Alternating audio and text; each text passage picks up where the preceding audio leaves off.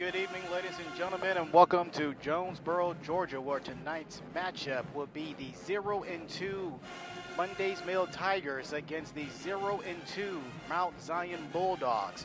This ball game has been brought to you by the Georgia Media Network Services. As for the visiting Mount Zion Bulldogs, they are under the head coach of Dwayne Davis. They're coming into tonight's ball game on a two-game losing streak, losing at Jonesboro to start off the season, 16-8. Then they lost again last week to Stars Mills, 35 to absolutely nothing. They are ranked 335th in the state. As for the hometown team, Monday's Mills, they are head coached by James Buster Davis. They too are riding a two-game losing streak. They lost to Lovejoy 38-7. Then last week they lost at Pebblebrook in Mableton 40-13. So the ideal for both teams is get a win. Leave out of here with a win, and that is the objective. Good evening, ladies and gentlemen. I am Manson Harp, joined by my partner, Dennis Thomas. He will have the play-by-play, and I will fill in the gaps in between as we are approaching the coin toss. Monday's Mills, they are rocking the orange shirts or orange jerseys with the orange pants. As for Mount Zion, they are wearing their real whites with the dark blue pants. Light crowd, not because both teams are on a two-game losing streak, but because of the pandemic. Everybody everywhere is dotting the I's and crossing the T's accordingly. Well, Anthony, good evening for another evening of football. Just want to say it's a great afternoon. The weather's probably right in the right at 60, the high 60s, close to 70 degrees out here. It's perfect weather in Hampton, Georgia for football here at Clayton County 12 Oaks Stadium. My name is Dennis Thomas, and I'll be doing the play-by-play, of course, with my partner Anthony right here. We're going to try to give you the best wrap-up of what's going on here. Welcome all the fans in tonight.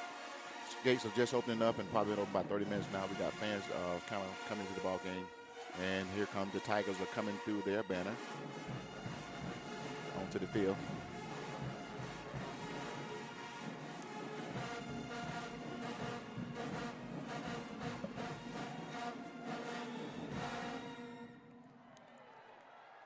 Awesome. I want to remind you folks that they're still due to the coronavirus. From my understanding that the teams are having, each player has 4 tickets to give out to each family member. You can have any family member or anybody you want to give. You got 4 tickets each, and the stands are socially distanced, marked off, and I think they're 6 feet apart. No one's behind you, no one beside you. So it's a great layout here. We got about less than a minute for kickoff right here at 12 Oaks Stadium. And what do you think about it? Both teams, they want to get out of here with a win. Speaking with the Bulldogs head coach, James Buster Davis, spoke with him moments before the game, and he told me that in order to win tonight's game, they have to manage what they can control and don't make mistakes. So manage what they control and don't make mistakes. So pretty much the ball is in their court based off to determine can they get out of here with a win. As we are set to rock and roll, the Bulldogs of Mount Zion, they are kicking off. So the Bulldogs will be kicking off to the south of the field. Number 10, Brett Tariq. Brett's going to be kicking off deep for the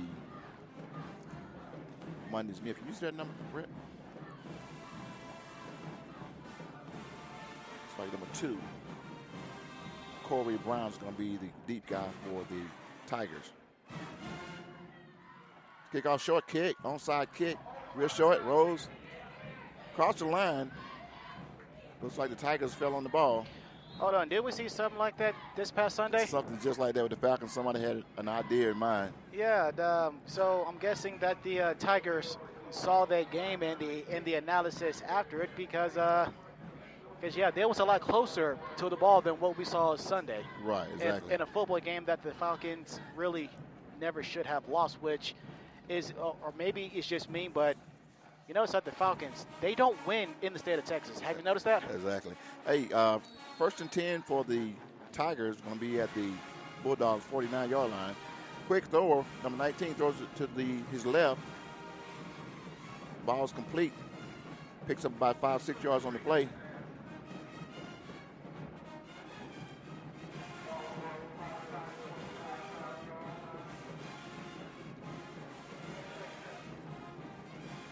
DeJuan Springer is the quarterback for the Tigers. Second and 6 for the Tigers. 2 receivers to his right, 2 to his left. 1 back in the backfield. Look downfield. Throws. Pass incomplete, overthrown to his receiver to the left.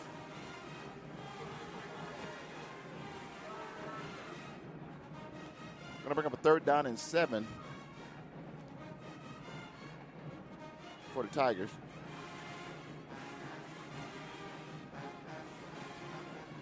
Tigers split with 3 receivers out to the right and 2 to his left. Springer's in the shotgun. Ball is snapped. He looks to his right, throws it over. Bulldogs are right on it. Looks like going to be a loss on the play. Yeah, that was a screen in the flat near side to the right. And the Bulldogs secondary, they did a good job of sniffing that out right away. No gain on the play. Actually, they lost 4 yards, so it's going to make it 4th down and 10. So it looks like the Tigers are going to punt. Or will they punt? Yeah, they set for the point. Ball is snapped. Kick, short kick, goes out of bounds close to the Bulldogs 30-yard line. Okay, so what we've seen out of the special team unit, we have to keep our eyes peeled for any form of trickery, because it's not often that you see a short squib kick to start off a game. Yeah. And that's what we had just seen to start the game for the Bulldogs, who are now getting their first offensive drive of the game started at their own 30-yard line. Okay, the Bulldogs take over 1st and 10 at their own 25-yard line.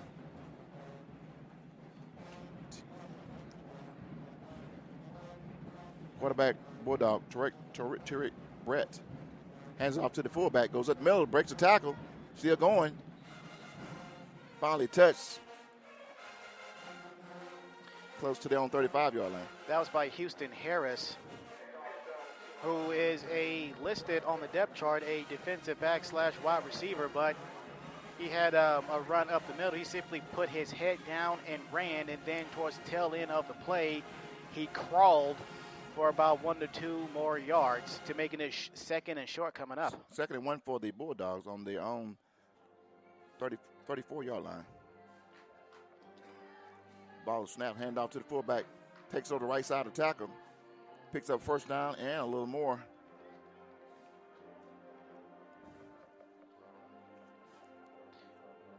That was a good play, running up the gut. 1st down. So what is the common thing pertaining to winning a game? Running the ball and stopping the run.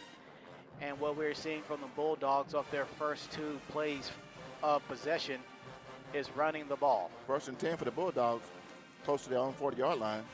Brett takes a snap, hands it off to his running back. He drops the ball. Fumble. Looks like the Tigers might have picked it off. The official signal, the Tigers are going to take over. It was tough to tell as to what had happened there, but clearly there was a disconnect between the quarterback and the halfback.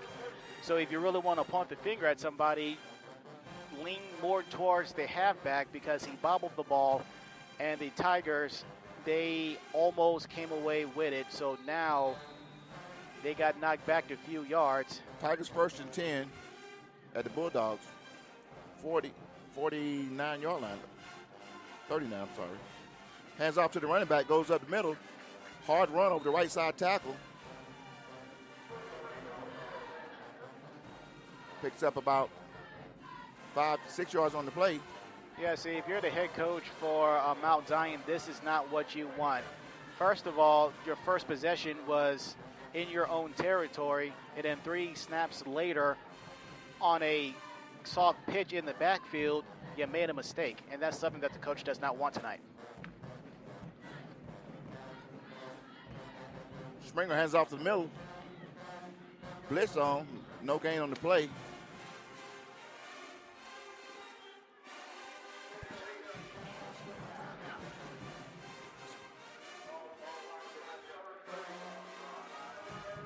Going to be 3rd and 5, 3rd and 6 for the Tigers. Ball is going to be placed at the Bulldogs 30-yard line. Bulldogs have one receiver to the right, one to his left. Springer's in the backfield, one back in the backfield. Ball snap. Bash takes it to the right field. Number 24 runs hard. I think he's going to be still short of a first down. That was Ethan Hunter, the linebacker with the tackle, who snuffed that out and was in hot pursuit of the runner. That was a gain of 5. It's going to be 4th down. Like Jalen Grant on the carry of that play. So do you go for it? Number 24. So it's 4th down and 1 for the Tigers. They're going for it. One back in the backfield, one receiver to his right, 24 out left. Fakes in the middle. Quarterback keeps it, tries to run. The defense sniffed it out, no gain to play, and he won't get the first down on that play. Yeah, that was a good bounce-back defensive effort for the Bulldogs. That was Evante Montgomery as well as Joshua Brooks tag teaming for the tackle in the backfield, a trick play that did not go anywhere. So really, after a quick turnover on downs for the Bulldogs, it's almost as if that turnover on the first possession never happened. So all is well for the Bulldogs thus far. 1st and 10 for the Bulldogs on their own 30-yard line. They have 3 receivers to the right, 2 to the left. Quarterback in the shotgun. Throws to his right. Pass complete. Picked up about 3 to 4 yards on that play. Looks like 4 yards. Yeah, Cameron Barnes, the linebacker who was playing zone with the stop there. Tariq Brett. Is that Tariq? That's how you pronounce that first name. I want to make sure I'm pronouncing it right. Last name is Brett, the quarterback for the Bulldogs. Until I'm told otherwise, I'm going with Tyreek, but that's the first. Tariq Brett, okay. Yeah, that's his first spelling of Tyreek where I see 2 A's in it. 2nd and 6 for the Bulldogs. Ball is snapped. Quarterback keeps, runs up the middle, wide open. First down and more. Past midfield. That's a nice run by the quarterback on that one. Yeah, that was Anton Green with the tackle. But Mr. Brett, he just took the snap and then ran right up the middle. That was some Mike Vick type stuff. Takes it up to about the Tigers' 48-yard line. It's going to be 1st and 10 for the Bulldogs at the Tigers' 48-yard line. Tigers have 3 receivers to the left and 1 to the right. Correction, Bulldogs have 3 receivers to the left and 2 to the right. He takes the quarterback keep again, goes right back up the middle. Moving around, takes outside. He's still scrambling. He's still moving. Of eluding tacklers. Short gain on that one. Yeah, he eluded about 4 to 5 different defenders for the Tigers, and kudos to the defensive lineman who was hot on the trail and did not lose track of Brent, who for the second drive of this game for the Bulldogs is just simply taking matters into his own hands. Picked up 2 yards on that play. It's going to be 2nd and 8 for the Bulldogs. Balls on the Tigers' 46-yard line. Ball is snapped. Tariq looked downfield, straight to his left. Flag on the play. Ball pass complete. Close to the 40-yard line, but there's a flag on the play. That was DeMario Sewell who made the catch for the Bulldogs, and then for the Tigers, that was Joshua Brooks with the tackle, as it's going to be a holding call on the Bulldogs, so they're going to take some steps back and redo it again. Or is they going to repeat 2nd down with about 20 yards?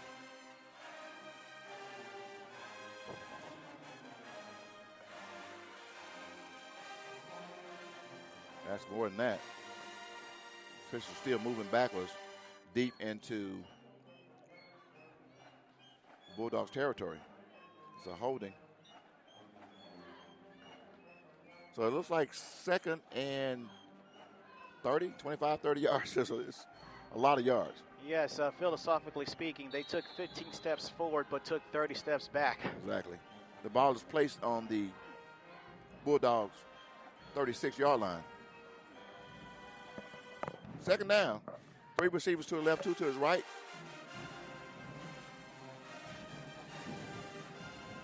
Brett's in the shotgun. Looks downfield. Scrambles to his right. Takes off running. Being chased out of bounds. Close to the marker. Anthony Griffin blitzing from the weak side, came around the corner and was hot on the trail and ended up being rushed out of bounds by Noriko Danner, the defensive back. So now it's going to be 3rd down and infinity. Bulldogs, they have to get the ball into Tigers territory to the 38-yard line. 3rd down and infinity. I mean, that's a long ways to go, right? Just a little bit. It's more than 10 yards, that's for sure. What I do not want to see here is any form of trickery, any form of a rush. A screen, maybe, but be aggressive early on. Bulldogs has 3 players to his right, 2 to his right, 3 receivers to the left, 2 to his right. Single in the shotgun. Looks downfield. Takes off running to his left. Keep looking downfield like you see someone. Decided to take it himself. Short gain on the play. Keeps it in bounds. Be 4th down. So that was number 36 on the tackle.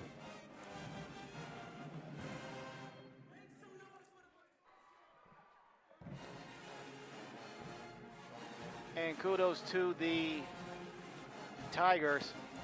They had like 5 to 6 defensive backs in the backfield, so the pickings were very slim. 4th down. Bulldogs going to punt.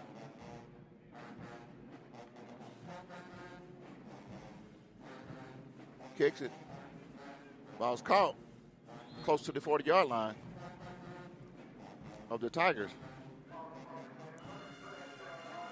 That was Cameron Davis who made the punt return. So it seems like to start off the game with under 5 minutes to play, it is a battle of possession. Battle of possession. The time is 4 minutes and 38 seconds left to go in the first quarter. Play score is still 0-0 right here at 12 Oak Stadium in Hampton, Georgia.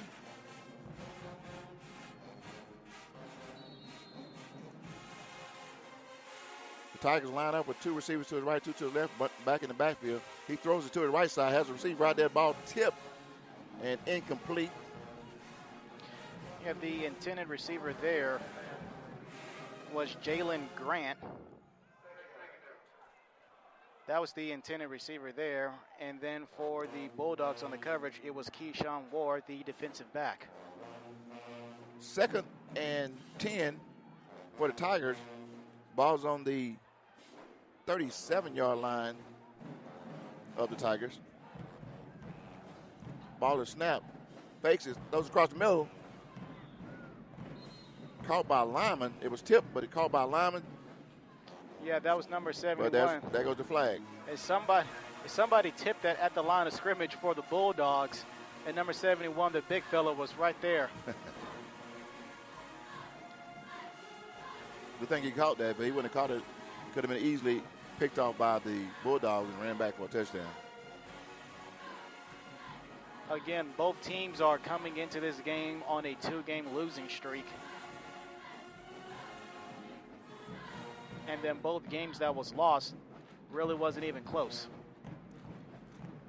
So both teams, they want to get out of here with a win. The officials are talking it over. Ineligible receiver. I'm sorry, false start on the offense.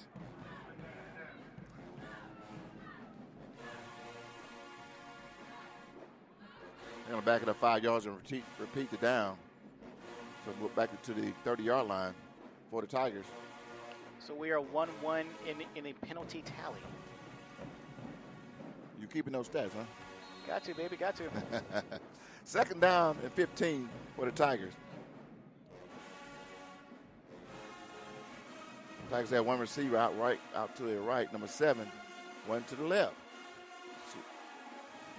Quarterback takes the snap, but the center didn't snap the ball. He's kept moving his hand to snap it, but the center was holding on. So the official is going to signal a false start because everybody moved except for the center and the ball.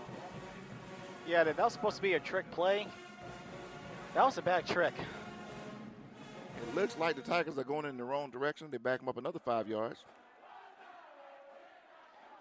So it is second down and infinity. The Tigers, in order for them to get a first down, they have to get all the way to their own 47-yard line. Looks like second and 20. Ball's on the Tigers' 26-yard line.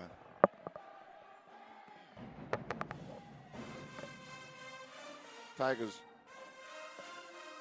hands off to the running back up the middle. Hit by a swarm of Bulldogs. Short gain on the play.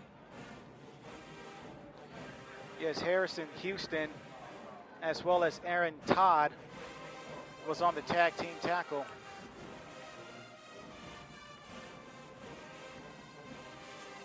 So it'll be third down. Looks like he maybe picked up 1 yard on the play. Third down and 19. I hope they be aggressive and throw the ball down the field. Well, they got 3 receivers out to the left and 1 to the right, back in the backfield. Springer takes the snap, looks downfield, throws across the middle. Got a receiver there. He had a defender on his back, and there's a flag on the play. Ball intended for Jalen Grant was the intended receiver, but the penalty is going to go up against Yvonne Montgomery for the Bulldogs. 3 minutes and 28 seconds left to go in the first quarter play right here at 12 Oak Stadium. Still score 0-0. That's going to get some of it back. Let's see how close they get how much yards they can get back before getting the first down.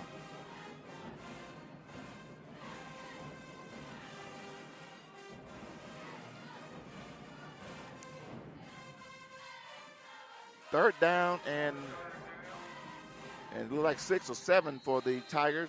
Ball's placed on the 41-yard line. Springer throws across the middle, pass incomplete. It's going to be fourth down. Yeah, that pass was too hot to handle. Anton Green was the intended receiver. And the punting unit now will come on. And going back to receive that kick is actually the starting quarterback, who is a wide receiver and a defensive back in Tyreek Brandt. So he's doing a little bit of everything this evening. Yes, he is. Ball is snapped. Almost blocked. He gets it away. Rolls down the field. Hit by the 40 and continue to roll down past the 20-yard line to the 18-yard line. It's going to be stopped down by the Tigers at the 18-yard line. So the Bulldogs will take over first and 10 at their own 18-yard line. 3 minutes and 10 seconds left to go in this first quarter play. Both teams are going back and forth, but good defense tonight. Nobody's really, offense is not really doing a good job of moving the ball on the field. It appears that both teams are moving backwards with penalties, heavy on penalties tonight. Yes, and that's something that you do not want, especially when you haven't won a game all season long, which neither teams have won. So that kind of equals the playing field. But what you do not want to do is hurt yourself, and that's what both teams seem to be doing. As for the penalty tally, it is 3-1 Tigers. First and 10. Bulldogs have 2 receivers to their right, 1 to the left. 2 backs in the backfield. Hands off to the fullback. Runs to the right side. Close to the line of scrimmage. Like he might have gained a few on that play.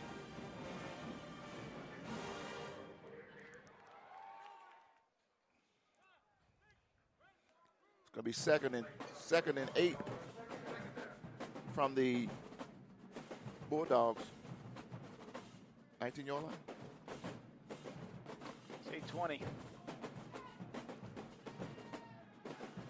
Bulldogs come to the line. Shotgun, quarterback's in the shotgun.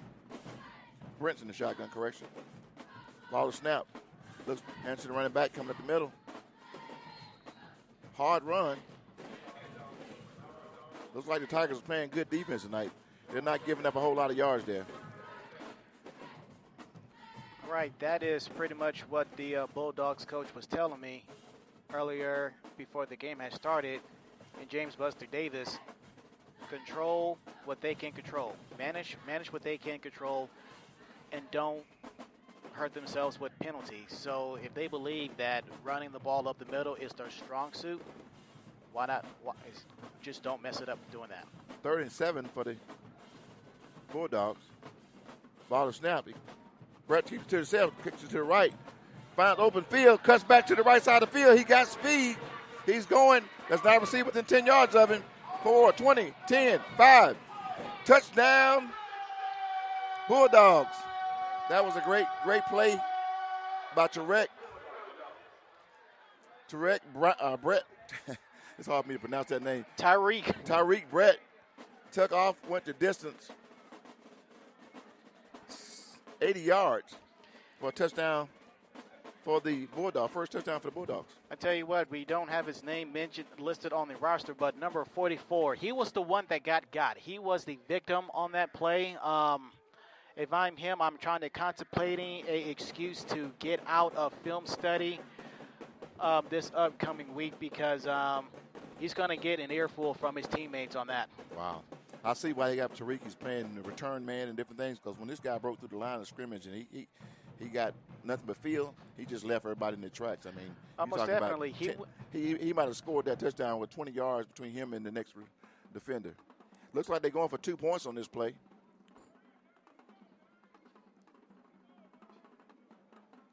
Brett's in the shotgun. Got 3 receivers to the left, 2 to his right.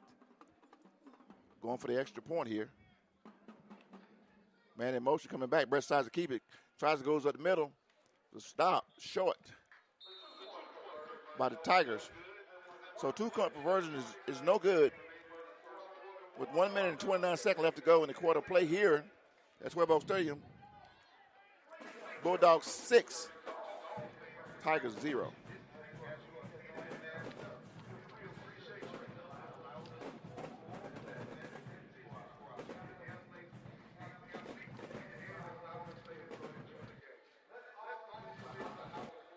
Stand by. We'll be right back after this commercial break.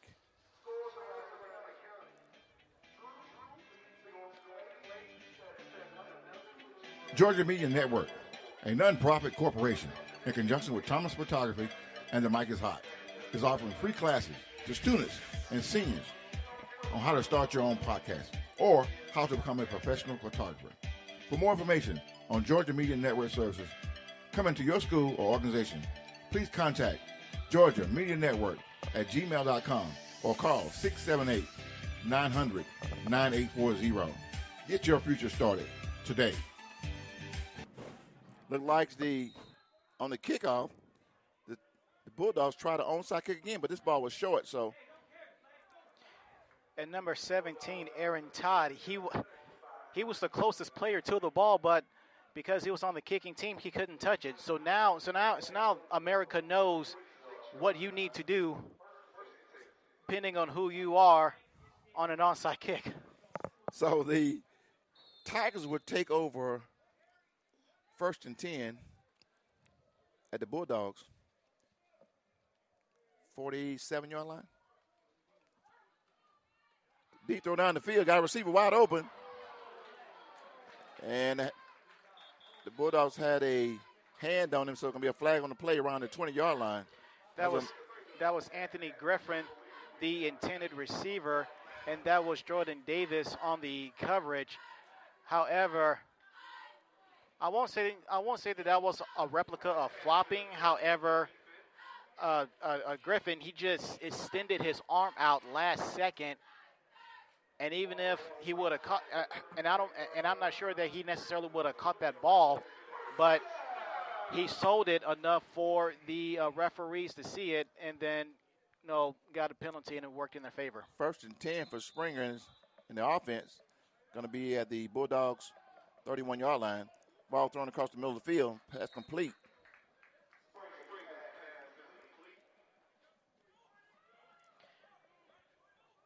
That was number 24, Jalen Grant. And then Aaron Todd with the tackle for the Bulldogs. 2nd down and 6 for the Tigers.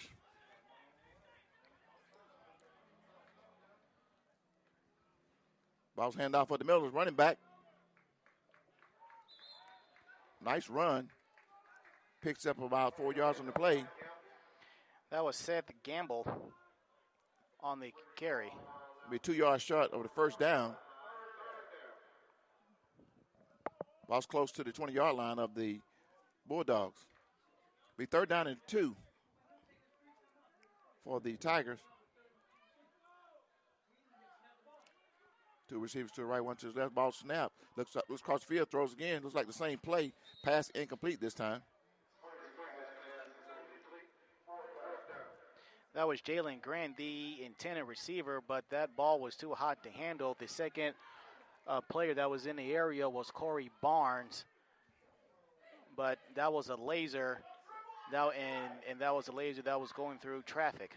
4th down and 2 for the Tigers. They're going to go for it here. They got a tight set on the line here. Springer takes it, hands it off to his receiver to his left. He goes outside, running for the corner of the marker. Looks like he might have picked it up. That was Grant again with another carry. Rushed out of bounds by Latrell Thomas, the Bulldogs defensive back.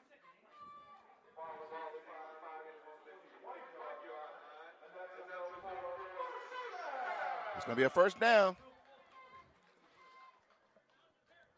So the Tigers are on the move, but that's the end of the 1st quarter here. At the end of the 1st quarter, the score is 6. Tigers 6. Correction now. Bulldogs 6, Tigers 0.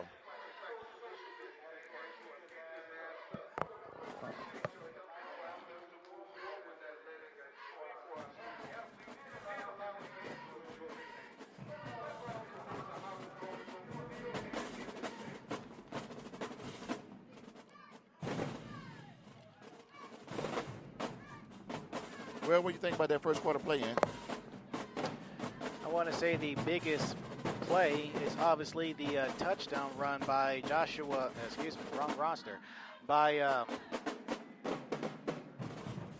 Tariq Brent, It was a huge play. He juked somebody, and if they submit it in time enough, it could be on ESPN top plays of the night, because number 44 for the Tigers, he practically spun around like a top. And that is a big boost and confidence booster for this Bulldogs football team trying to get their first win of the season. Okay, it's going to be 1st down and 10 for the Tigers. Going to be on the 20-yard line of the Bulldogs. Ball is dropped. It's on the floor. Seems like the quarterback tried to hand off to his running back, and both of them looked at the ball, but luckily the Tigers were able to get back on the ball. They're going to lose about 10 yards on that play, though. Well, that's the good news out of the whole ordeal, is that they lost 10 yards out of that play that went south very fast. Tigers close to the 25-yard line of the Bulldogs. It'll be 2nd down and 20.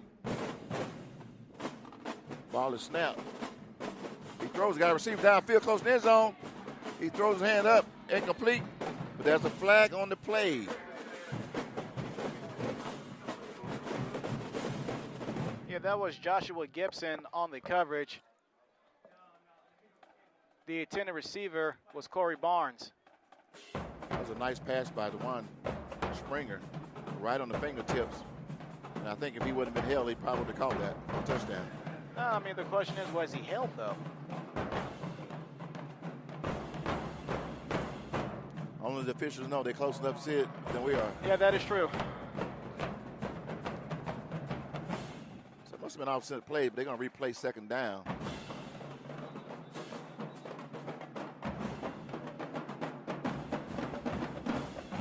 There's another whistle. The official stopped the action. Let's see what the call is.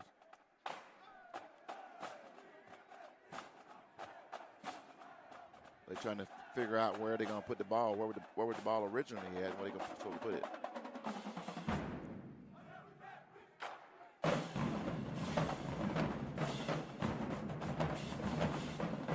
Let's see.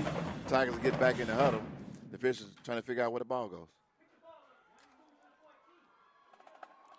Other scores that's happening around the state. Ryan over Martin in the fourth quarter, 47-17. Alza Christian over FCA, 46 to absolutely nothing. That game is over.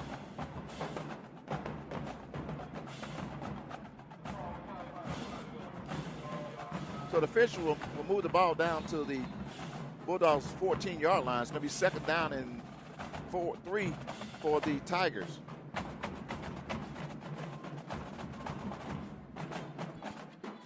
Ball is snap, handoff to the fullback. That's a Bulldog number 38 was right there when the ball was handed off. Didn't let it get many yards out. I think he picked up 1 yard on that play.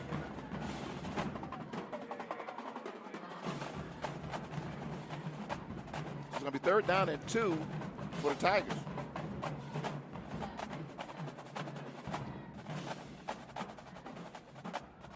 Yeah, number 38, he's not identified, but yeah, he wasn't having none of that. Third down and 2. The Tigers have 2 receivers to the left, 1 to the right. Springer takes it, gives it to the running back up the middle. Nice hard run. Looks close to a first down.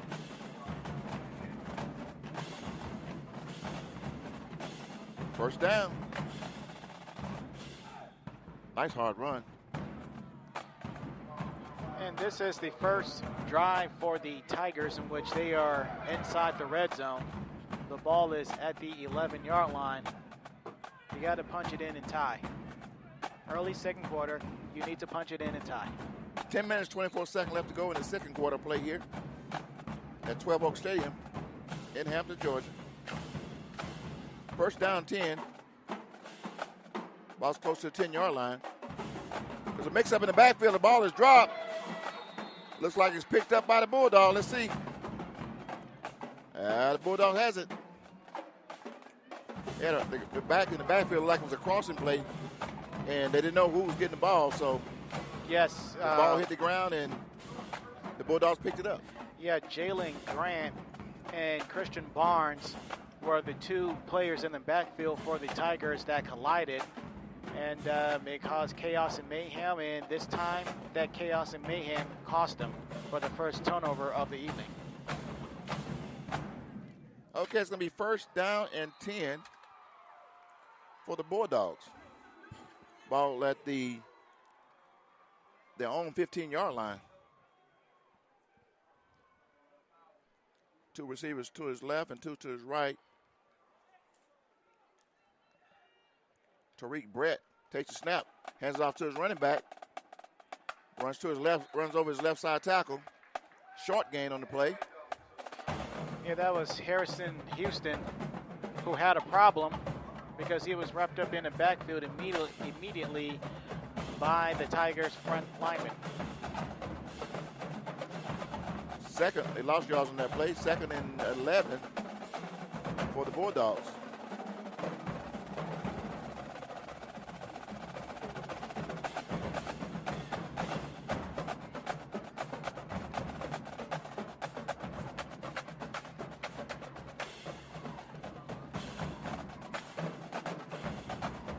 Ball to snap. Hands it off to the running back. You know, the left side. He gets outside, picks up. One man to stop. One man pulls him down.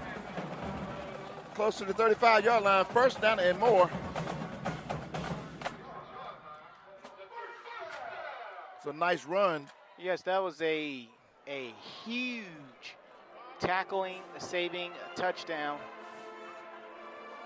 by the defensive back. It looks close. It looks like it was close to the same play. Ran a little differently, but anyway, it's going to be first down and 10 for the Bulldogs at their own 36-yard line.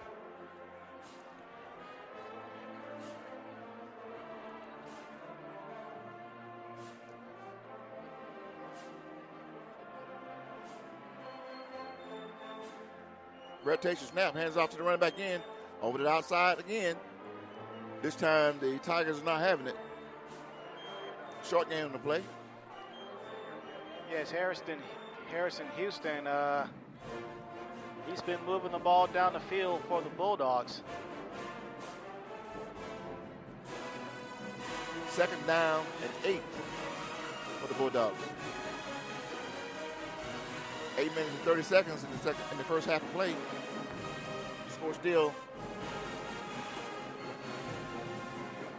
Bulldogs 6, Tigers 0.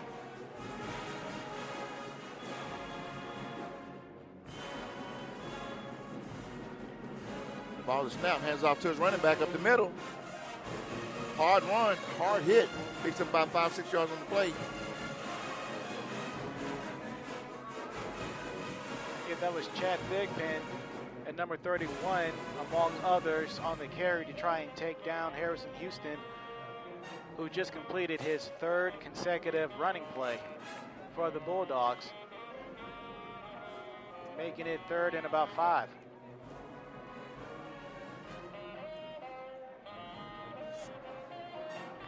.35 at the Bulldogs 41-yard line.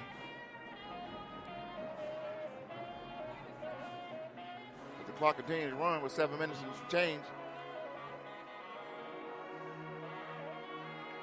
Ball is snapped. Looks, keeps it himself, runs out the left side, picks up the first down. Close to the Tigers 40-yard line, goes out of bounds. Yeah, number 17, defensive end for the Tigers. He got ran right by the quarterback in Tyreek Brent, and then ultimately he ended up getting rushed out of bounds to the far left. But by that time, the damage was already done. So apparently, the bread and butter for the Bulldogs thus far is the running game, which consists of Tyreek Brent as well as Harrison Houston. There's a holding call on that play. Brings them all the way back. It's a nice run.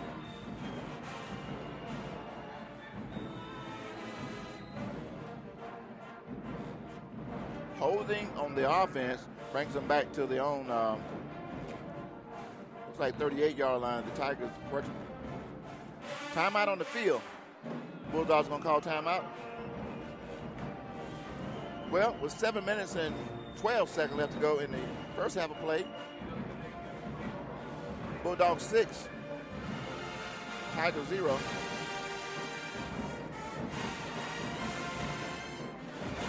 We'll be right back.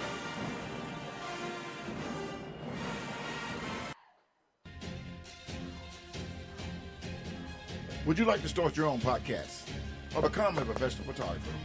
Just have your school or organization contact Georgia Media Network Services, a non-profit corporation, to get started.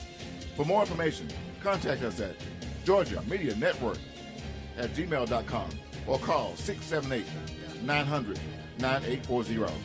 Call and get your career started today. Some of the players' numbers, but I couldn't.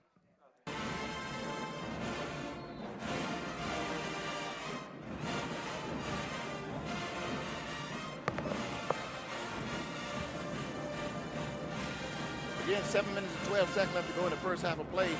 Team return to the field. Looks like third down. Ball's close to the Bulldogs 40-yard line. Brent takes a snap, throws over to his running back to his left. Lose one tackle, but still stopped short of a first down. It's going to be fourth down. Fourth down and 4 for the Bulldogs.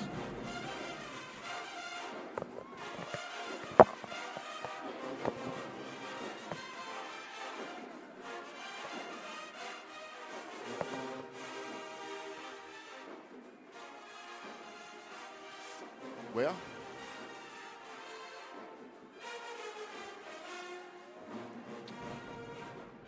It's been a fast fast-moving ball game because the clock really hasn't stopped much in the first half because the ball is being on the ground most of the time. 3 receivers to his right, 2 to his left.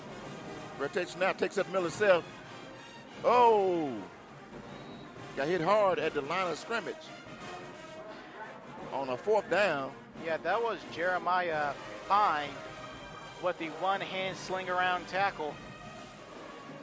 And that tackle looked like he had some, I won't say it was malicious, but it was an indication of, look, I done had enough of you ripping and running all over this field in the first half. Sit yourself down. Tariq Brett is having a good day running the ball. But they're going to turn the ball over. It's going to be 1st down and 10 for the Tigers. They're going to take over in Bulldog territory, close to the 40-yard line. Springer takes snap, looks downfield, throws across the middle, a little high, ball is incomplete. The intended receiver there was Anthony Griffin, and on the coverage was Keyshawn Ward, the defensive back for the Bulldogs.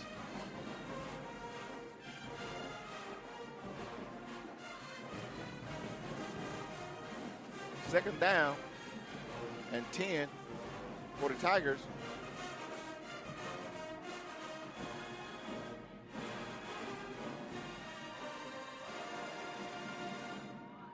Ball is snap.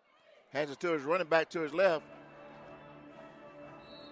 Runs hard across the field, but short gain. Yes, that was Jalen Grant with the run, and Ethan Hunter, the linebacker, with the tackle from behind. It's going to make it about 3rd down and about 6 or 7. That is correct. 3rd down and 7. Ball's on the Bulldogs 39-yard line. Well, looks like movement. Somebody moved on the offense.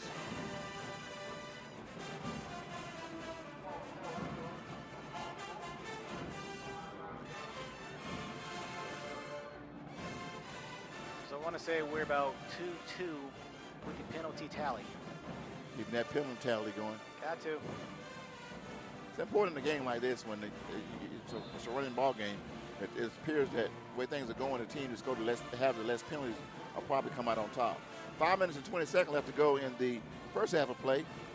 3rd down and 12 for the Tigers.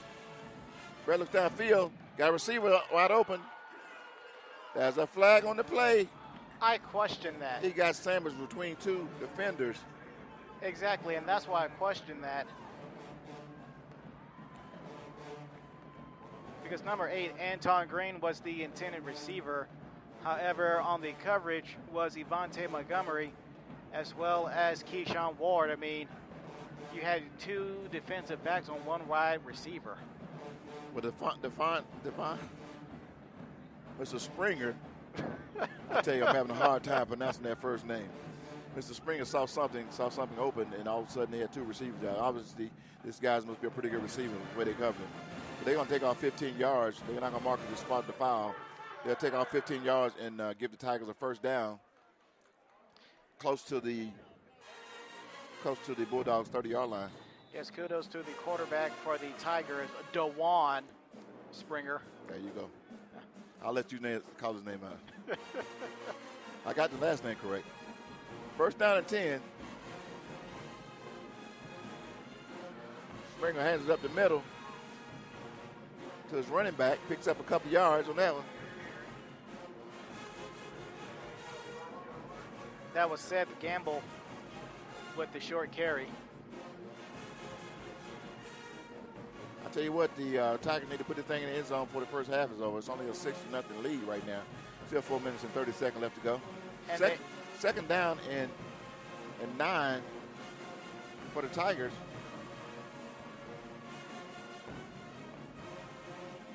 Oliver Statman, Springer runs out to his right side, looks downfield, got a receiver. Those are little short passes, incomplete. Had 2 receivers in the area, Anthony Griffin and Anton Green, both in the area, yet they were not able to make the catch. That was a low throwing ball in that direction. Tigers will have a 3rd down and 9. Ball is placed close to the 30-yard line of the Bulldogs. 28 to be exact, 28-yard line to be exact. Clock stopped after that play. Mr. Springer scrambles in the backfield, throws it up for grabs. Oh, there's a flag. That was a very late flag. I mean, that was a quirky play from the beginning because Springer, he collided with his own man, Seth Gamble, in the backfield. He got chased down. He got wrapped up but was able to throw up a prayer. And then for whatever reason, the defensive back for the Tigers jumped on the wide receiver's back. But even though it appeared that the pass was uncatchable, the official still throws the flag because, I don't know, he jumped on his back early. But jumped on his back early? Well, maybe because the defender didn't turn around. He couldn't see the ball. Only thing he knows the defender was the receivers were going downfield. But anyway. Oh, no, that ball was not catchable at all. But the Tigers defensive back just jumped on the receiver's back really for no reason. So right. To this point, that's the first and only penalty that I've actually agreed with the officials in terms of throwing. 15-yard penalty. Move the ball down 15-yard line for the Tigers. There's the same play on the left side of the field. Have received the end zone. Ball is caught. Touchdown, Tigers. Tigers has put some on the board. Anton Green making the catch. It was a one-on-one coverage fake route by DeJuan Springer. He was covered, but that was the perfect pass. He dropped it right in the bread sack. Let's see, the Tigers are going to go for one. Yep, that was Harrison Houston as well as Aaron Todd on the coverage. Ball is kicked. Ball is blocked. The defense can pick it up. The official says no good.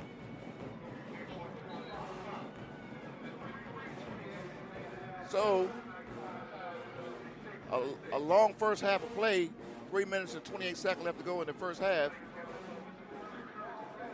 Mundy's Mill, Bulldogs 6. And correction, Mundy's Mill Tigers 6. And Mount Zion Bulldogs 6.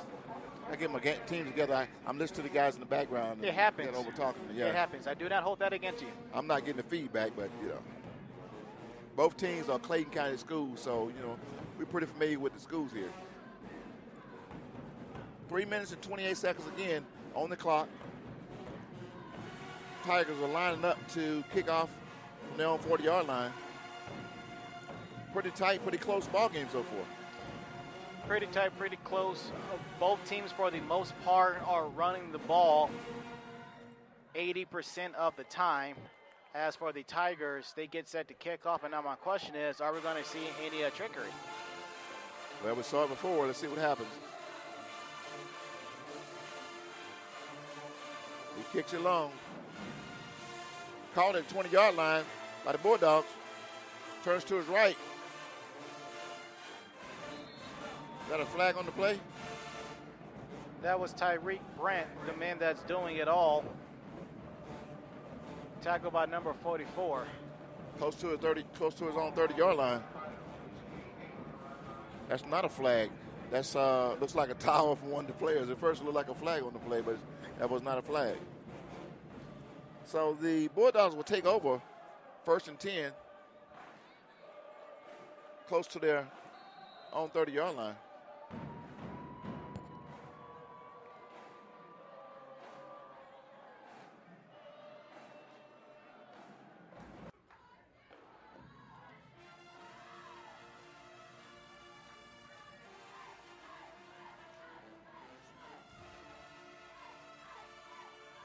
There's a lot of running in the backfield. The receivers is on the left side, then they went to the right side. They have two to the right, one to the left, running back in the backfield.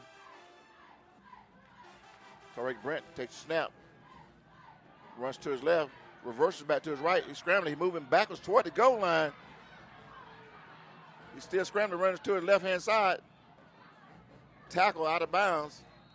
I think he should have thrown that one away. Would have saved a lot of yards. I think he lost about 25 yards scrambling in the backfield on that play. Yeah, that was Christian Holloway who eventually came up with the tackle, but there is a flag on the field, likely for a late hit on the opposite side of the field. But it seemed as though there was mad confusion way before the ball even stopped, and it's going to be a face mask against the Tigers.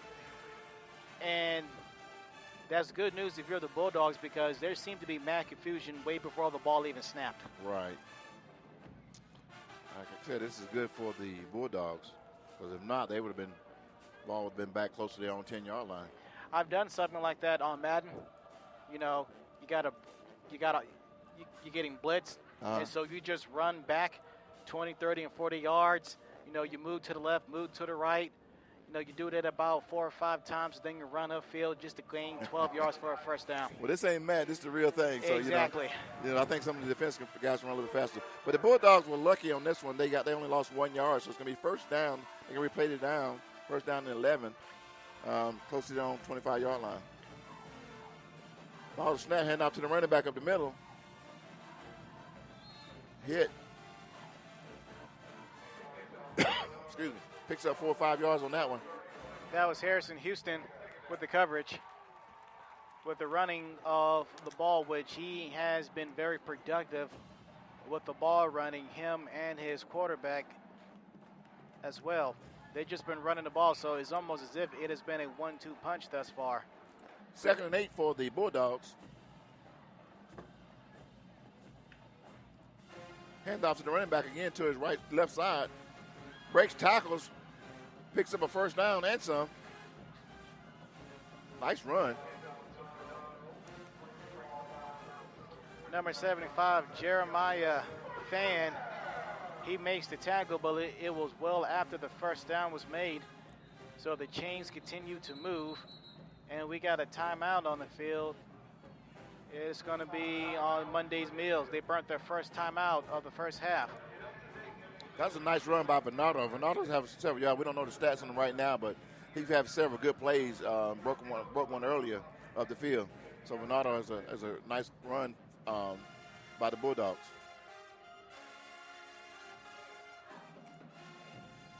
Well, we got 2 minutes and 16 seconds left to go in this first half of play right here at Clayton County Public Schools in Hampton, Georgia. It's going to be the Mount Zion Bulldogs taking on the Mundy's Mill Tigers.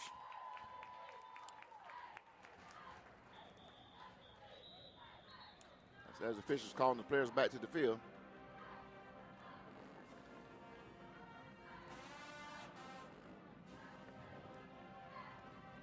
Normally you don't hear cheerleaders like we hear tonight because there's not many people in the stands, but the cheerleaders are here.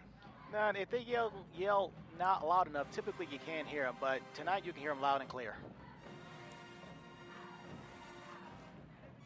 First time Brady finds a receiver over the middle, throws the pass complete. Out past the 40-yard line. Nice pass by Tariq Brent.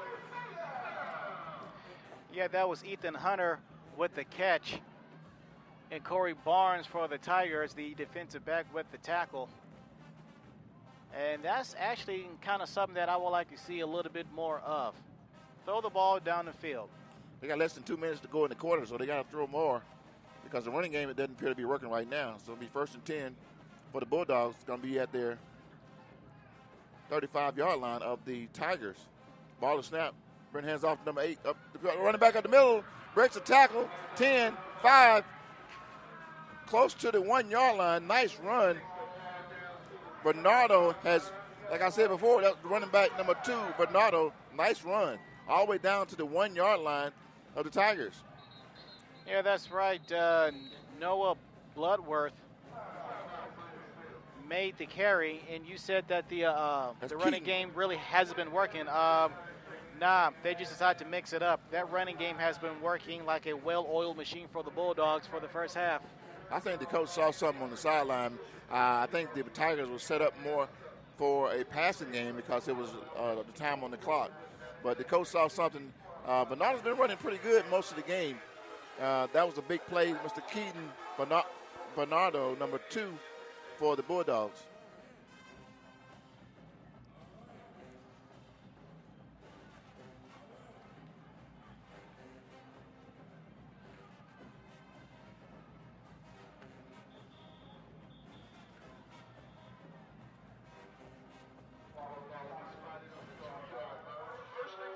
Running back's number 2. Number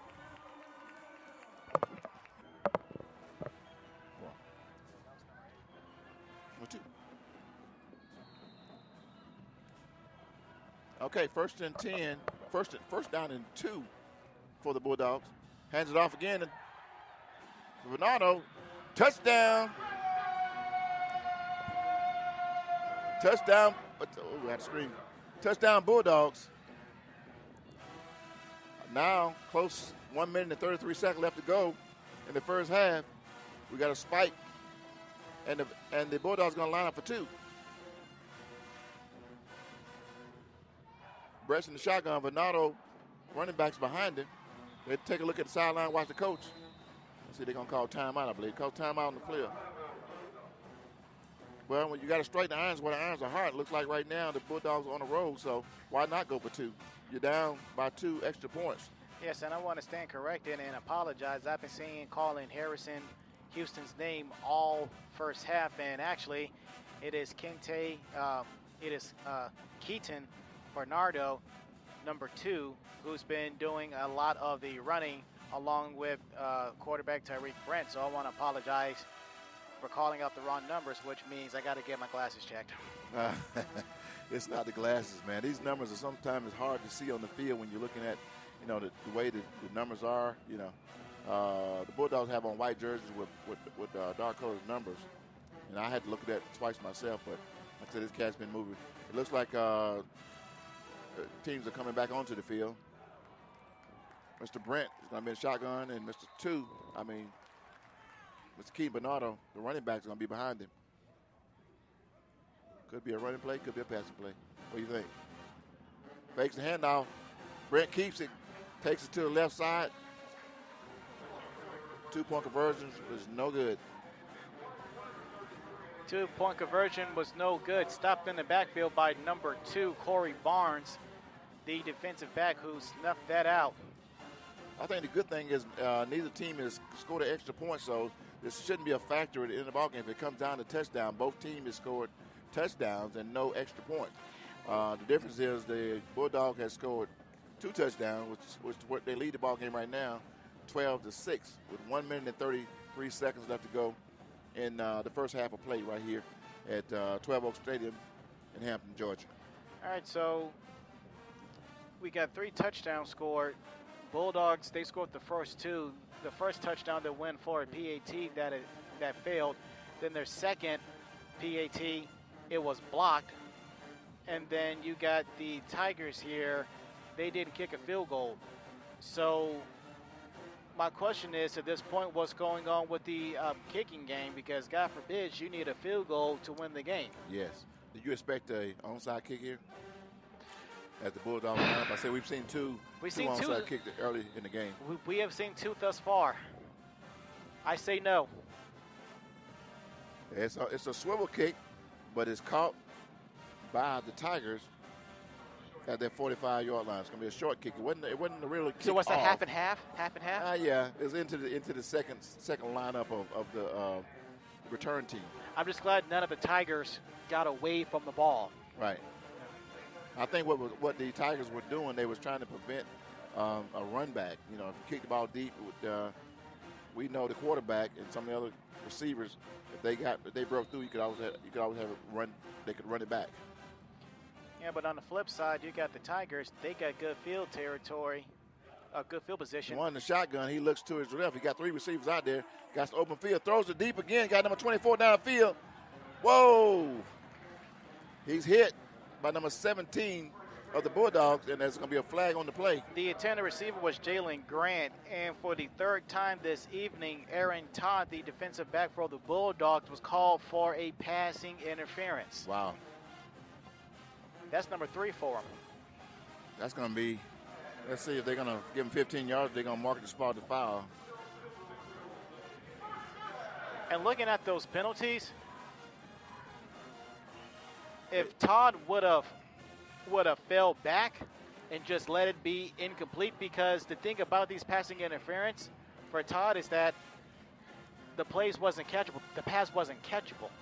So all he had to do was just fall back and just let the ball hit the turf. Right. They marked out 15 yards, so they didn't mark it as spot to foul. So the Tigers will take over at their own 40-yard line. Pass complete and close to the first down marker where he gets out of bounds to stop the clock. Corey Barnes with the catch, and Latrell Thomas, the defensive back, forcing Barnes out of bounds. 1 minute, 14 seconds left to go in the first half of play. Second down and 2 for the Tigers.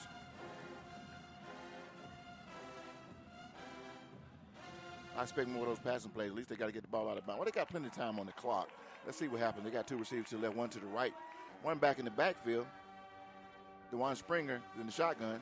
Takes his ball, looks downfield, throws it deep again. Got a receiver down there wide open. Ball is caught. Touchdown. Touchdown Tigers. That looks so familiar from the last time they scored. Yes, sir, and that was Corey Barnes with Let's see what we got here. the touchdown. And a flag's on the play. That was either Thomas or Hunter on the coverage. And a flag is on the play. So they're going to repeat second down. That was a nice play. The receiver's wide open. I anticipate something similar to that play again coming up, if not the same play. They're going to back him up about 5 yards, so it's going to be second and 7 for the Tigers. Still 1 minute and 7 seconds left to go in the first half of play. That's still plenty of time on the clock. With 2 timeouts left as well. 2 timeouts, okay. 2 receivers to his right, 2 to his left. DeJuan is in the shotgun. Takes a snap, looks downfield again. Throws it again, same play. Receiver's wide open, he's right there. Ball goes between his hands, incomplete. Like I said, I anticipated something similar, and that was the same play.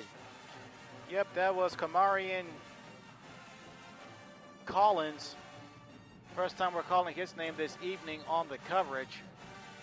But yeah, that was a good that was a good play down the field. Corey Barnes was the intended receiver there,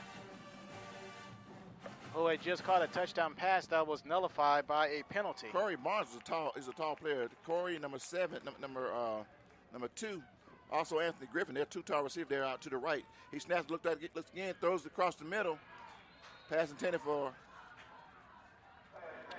Mr. Barnes. That was an excellent tip by Joshua Brooks. He timed the swap perfectly, and no penalty. So the ball gets knocked down, the clock stops, and again, both teams have 2 timeouts. 4th down and 8. Looks like the Tigers are going to punt. Ball's on close to the 35-yard line of the Bulldogs.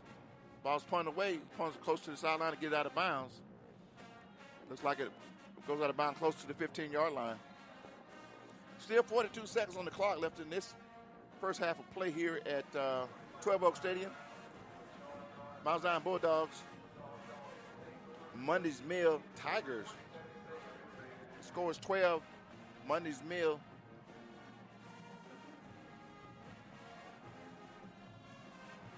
Now Bulldogs 12, Tigers 6. So the Bulldogs will take over. So they're going to move it up close to the 20-yard line. Let's see what the Bulldogs come with now. They threw a long pass downfield before, and they had a couple of big plays to put them in scoring position last time. Let's see what they're going to come up with this possession. They got plenty of time on the clock. As long as they get the ball out of bounds. I say be aggressive. Be aggressive. Tariq Brent in the shotgun. There's 2 receivers to his right, 1 to his left, 1 back in the backfield. Mr. Bernardo in the backfield behind Brent. Let's see, fakes it, looks downfield, throws across the middle, got a receiver wide open. Picked off by the Tigers. Tigers coming back at the field. The 10, the 5, the 4. Touchdown. Wait a minute, the officials calls it out of bounds right at the 1-yard line. It was very, very close. That was Corey Barnes. So apparently he's catching passes on offense and defense.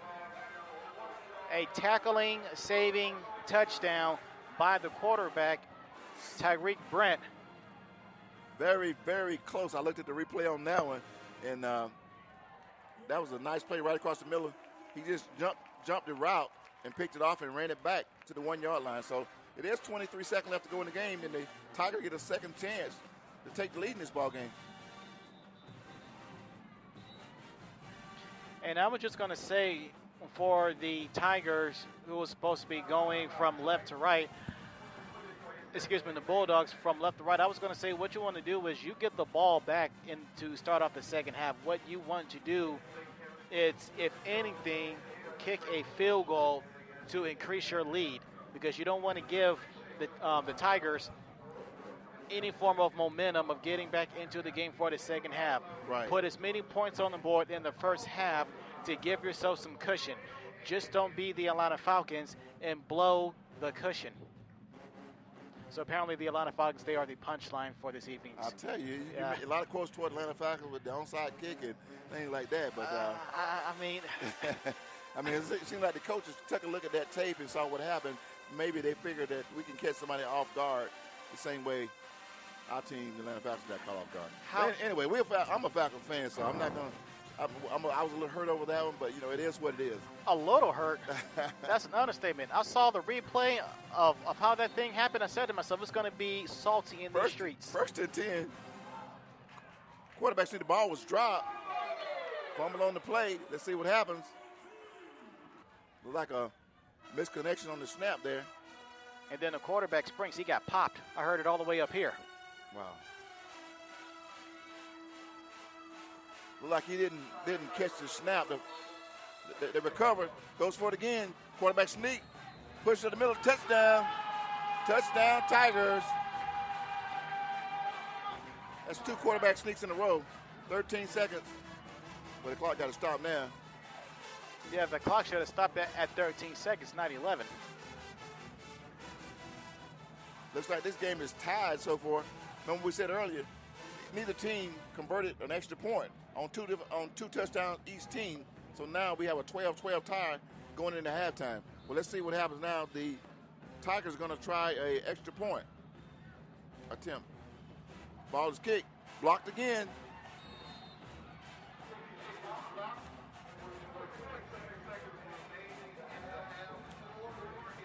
I tell you, now this is game, the second half, second quarter is a little more exciting. The first half we started out on a little slow pace, but both teams are moving the ball down the field with the interception and the long pass. It's turned this into a heck of a ball game this afternoon. Yes, offense, they are doing their job, but the kicking game for both teams, I'm very concerned about that, because it was another blocked PAT, this time by Amari Trimble, the running back / linebacker, number 39. Yeah, if this game comes down to a field goal, I'm pretty concerned. Okay.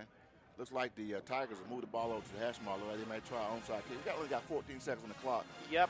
But it appears seen this like before. Yeah, we've seen this before. So it's flat on the ground like what we saw last week against the Falcons. We've seen this before. Kick or whatever. Tigers kick off from their own 40-yard line. Kick it right into the secondary. Ball pops up, but he falls on top of it. 3 seconds ran off the clock.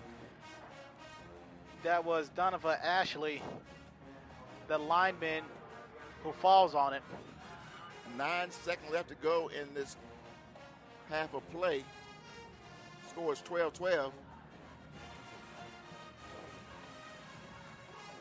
Let's see if there's going to be a Hail Mary, a long play, or they're just going to down the ball. This time for at least one play. Bulldogs take over on the close to their own 40-yard line. Ball snap. He takes a knee. DeJuan takes a knee, and that's going to end the first half of play at 12 Oak Stadium in Hampton, Georgia. The Mundy's Mill Tigers 12. The Mount Zion Bulldogs 12. And you want to sum up this first half for me? I'm kind of chuckling a little bit at the onside kicks the Tigers have done to start off the game, and then what we just seen to close out the first half, a little watermelon type onside kick. But very concerned about the kicking games because God forbids the game is going to come down to a field goal, which 2 of the Tigers' PATs was blocked, and the second one again was blocked by Amari Trimble. But the running game for the Bulldogs has been very consistent and has been very productive to give the Bulldogs 2 touchdowns on the ground by Tyreek Brent as well as Kenton Bernardo.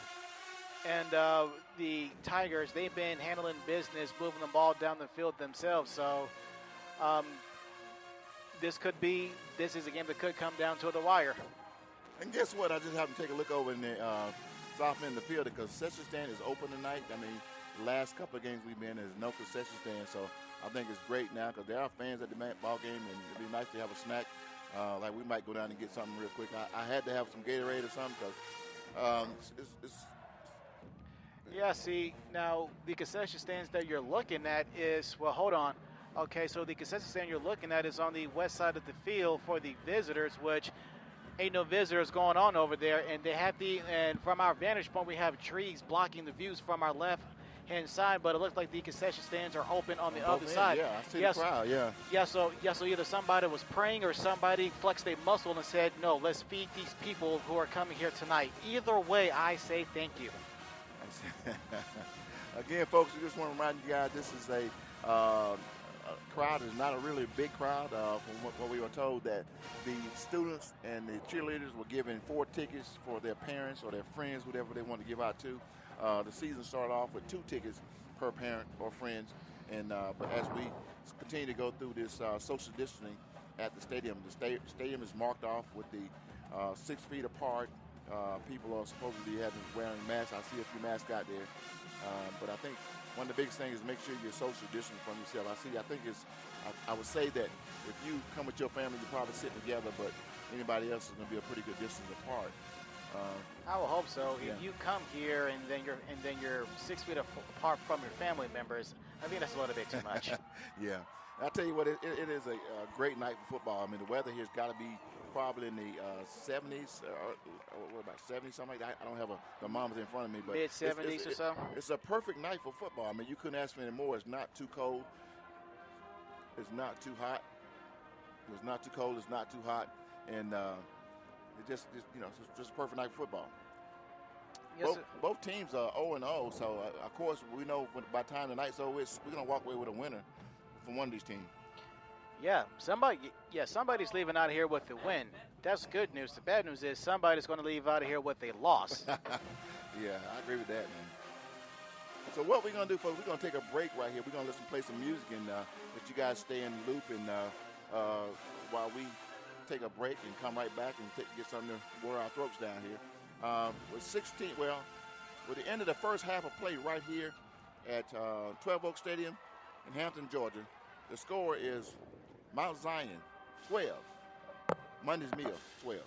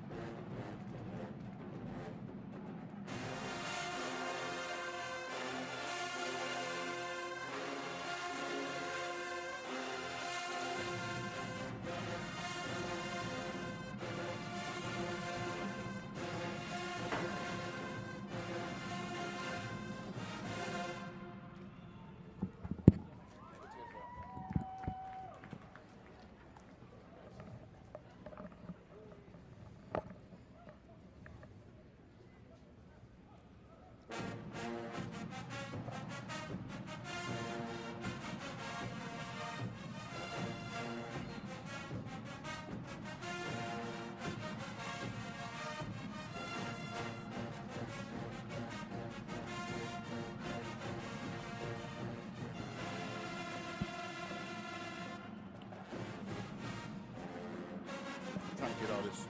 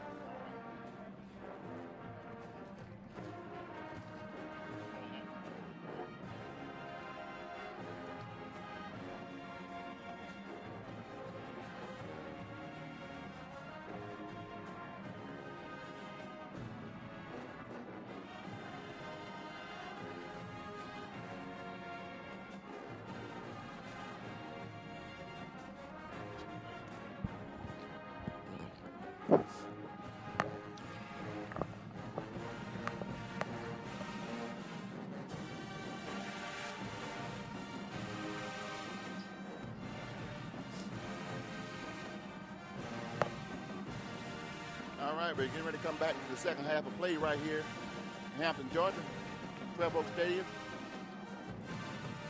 with the Mount Zion Bulldogs and the Mundy's Mill Tigers take on.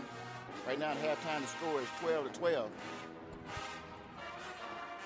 As the Tigers prepare to kick off on their own 40-yard line to the north end of the field to the Bulldogs.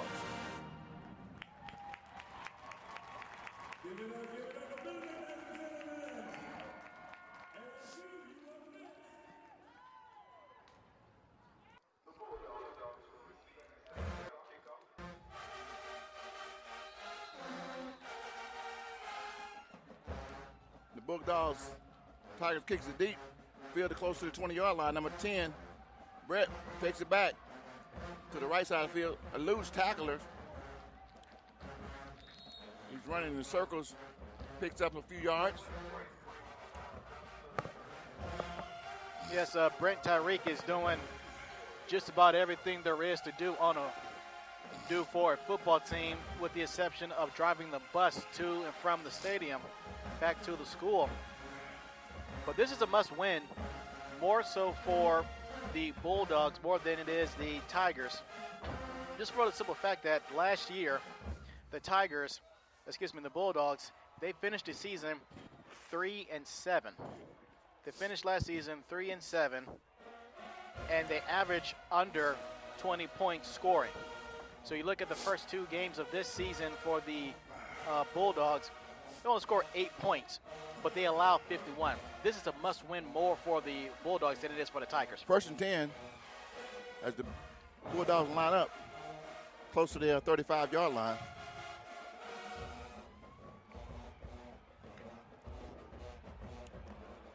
Brent takes the ball, keeps it safe, runs to the right toward the sideline.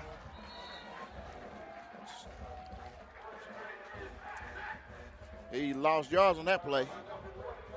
He scrambled and ran outside to the right side. Mr. Brent's a good quarterback, and he makes some big plays, but he also sometimes makes some bad decisions and try to take it upon himself to go backwards and hoping he's going to find an opening and lose a lot of yards. So that time he lost about 20-plus yards. Coaches called him to the sideline to talk it over. Yeah, that's right. And speaking of running, because that has pretty much been the theme of this game for both teams thus far, is running the ball. And thus far, the first 2 games of this season coming into tonight's game, the Bulldogs have rushed for just over 100 yards, 107 to be exact. Brent's in the shotgun, has 3 receivers to his right close to the sideline. Calls one back to his left, rolls out to his left, throws, ball is tipped, pass incomplete. Yeah, that ball was tipped by number 44. That was a huge tip because it was on course to, if anything, be a completed pass. Not quite sure if it would have been a first down, though. 3rd down and 20-plus yards for the Bulldogs. Ball sits close to their own 25-yard line.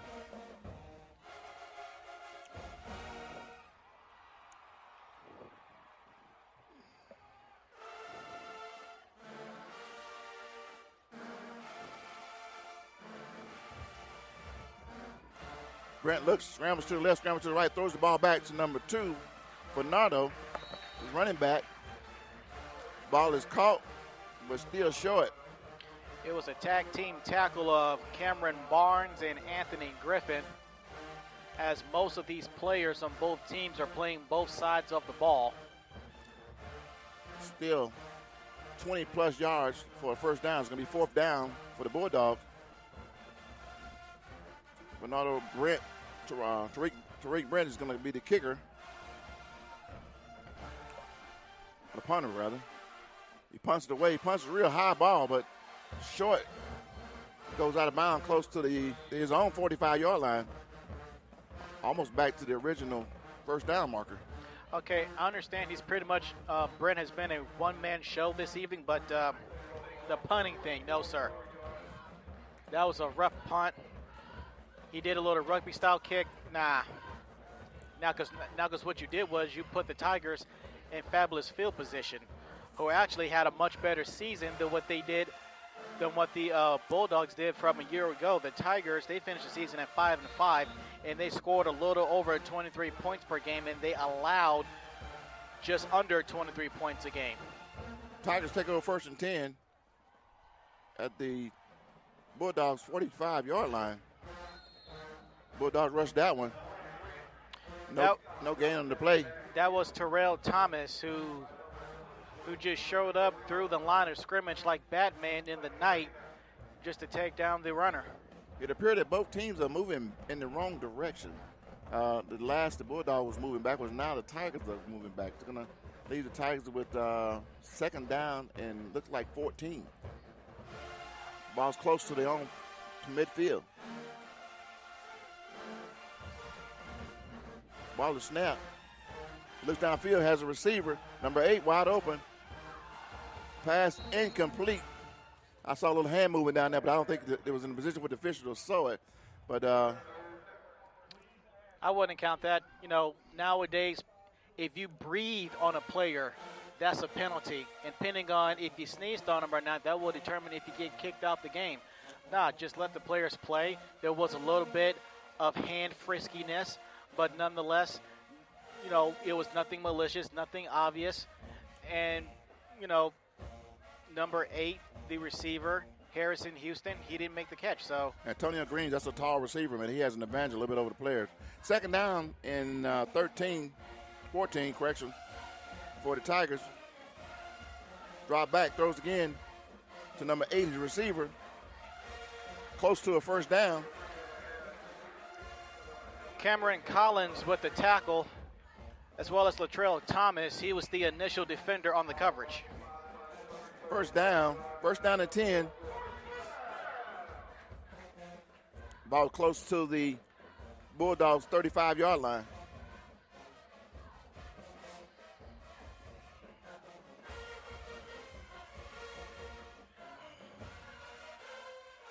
See here. There's a Springer in the shotgun. Has 3 receivers to the left, one way out to the right. Hands off to his running back up the middle. Picks up good yard. Breaks a tackle. Touchdown. Nice run. He zigzags up the middle to the right to his left. It appeared he's only touched by one defender. Walks into the end zone. That was Jalen Grant. Not only was that a huge running play for the Tigers, but that running play was inside the hash marks the entire time. And so the struggle continues for the Bulldogs. Looks like the Tigers are going to try for extra point again. This will be their 3rd attempt. The first 2 was blocked. And the third one is going to be good. Well, look at that. The PAT is good. How much you want to bet that could possibly be the deciding factor in the game? That's a good possibility. With 8 minutes and 57 seconds left to go in the third quarter play, right here at 12 Oak Stadium, the Tigers takes the lead 19-12 over the Bulldogs, Mount Zion Bulldogs.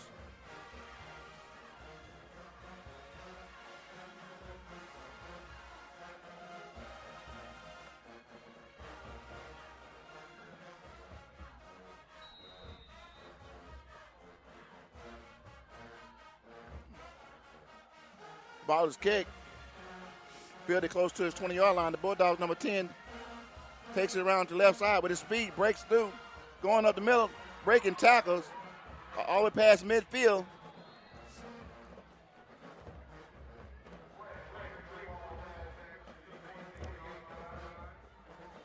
Tarek Brent does it all. Quarterback, return man. Oh, yes, you name it. The only thing it doesn't do is drive the bus and wash the uniforms. That was Jalen Grant with the tackle-saving touchdown, which puts the ball back at midfield. So that's a very significant play for the Tigers, because now the Tigers, they have the ball at midfield, and this is the first drive of the game in which the ball was at midfield. And then you look at last week against Pebblebrook, Tyreek, he's 11 of 17 for 148 yards passing. 1st and 10 for the Bulldogs right at midfield. Tyreek takes and hands off to his running back, breaks tackles, runs up the middle close to the first down marker. Nice run. Nice run by. That was Bernardo. Number 2, Bernardo. Keaton for Bernardo. Yet again. When you get a big run, you can almost imagine who's going to get the ball. 1st down and 10, ball's at the Tigers' 40-yard line.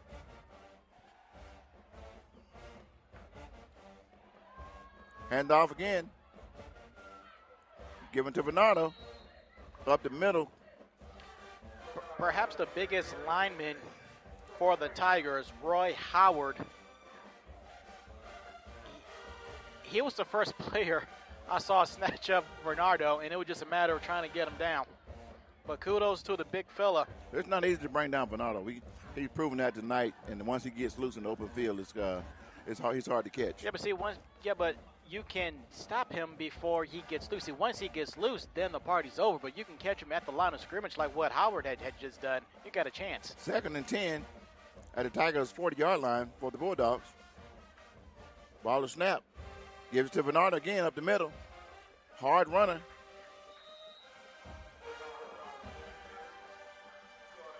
I tell you, he earned every yard he gained. He carries defenders down the field. And look, he picked up about 3 yards on that one. And still going to be short. It's going to be 3rd and 7 for the Bulldogs. Oh, yes. It's been a 1-2 punch of the corner of the quarterback and running back. Brent and Bernardo just moving the chain slowly but surely down the field. Brent in the shotgun. Takes a snap. Hands it off to Bernardo again over the left side. He goes outside. Running close to the first down marker. Looks like he's going to be close to a first down. Hey, you saw that stiff arm, right? Oh, yeah.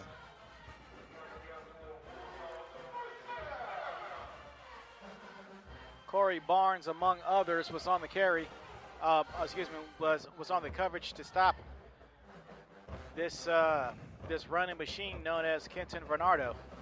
First down and 10 for the Bulldogs, close to their own 30-yard line.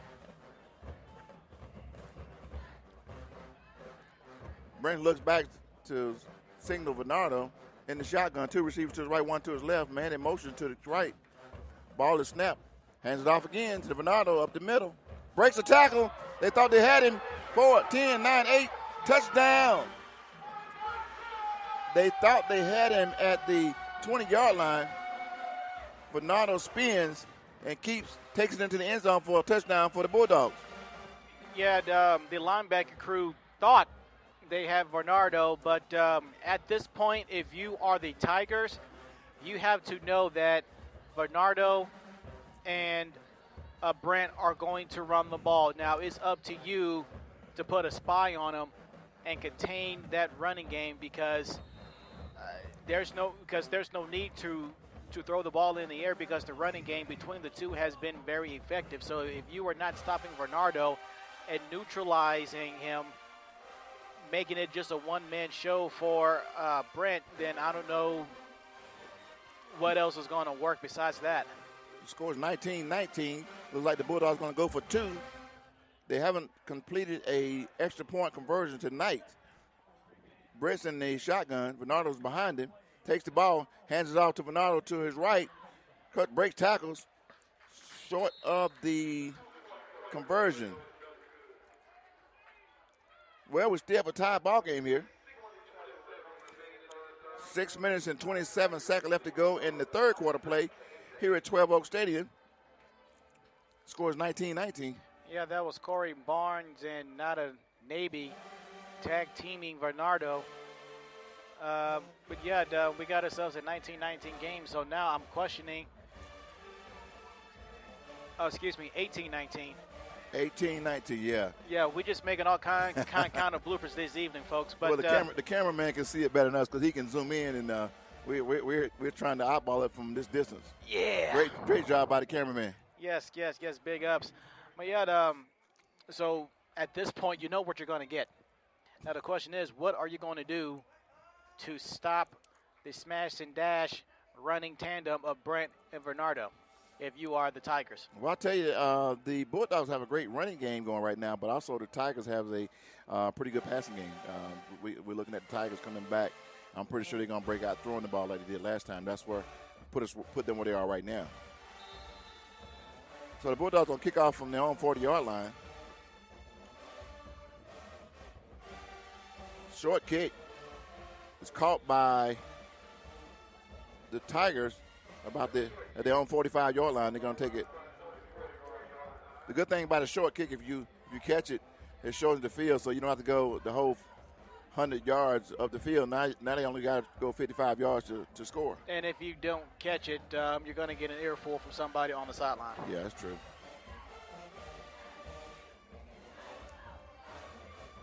So the Tigers would take over 1st and 10, close to their own 45-yard line.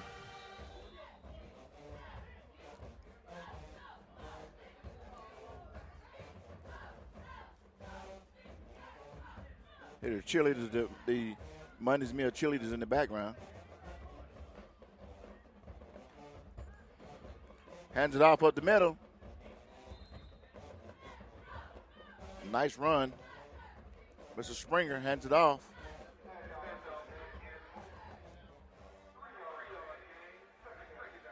Yes, Springer last week against Pebblebrook, he went 11 of 17 for 148 yards passing.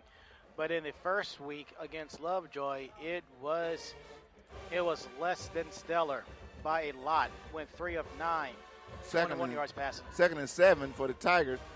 Springer looks down the field, finds a receiver, but it's intercepted. Bulldogs pick it off. Number 17 brings it back across midfield. If he'd had a little more juice on that one, it'd probably been a little different. And you know what? That was that passing interference guy, Aaron Todd.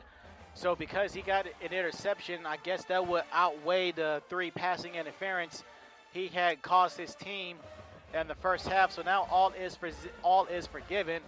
So now the Tigers, what they must do is, what the Bulldogs must do now is simply get on the board. It looks like the Bulldogs on a run tonight. They're down by 1 point, and they'll take over 1st and 10. Yes, unless the Tigers can figure something out, I would say continue to run the ball. Close to the Tigers' 45-yard line. Yeah, I would run the ball too. Still got 5 minutes and 39 seconds left to go in the third quarter play here at 12 Oak Stadium.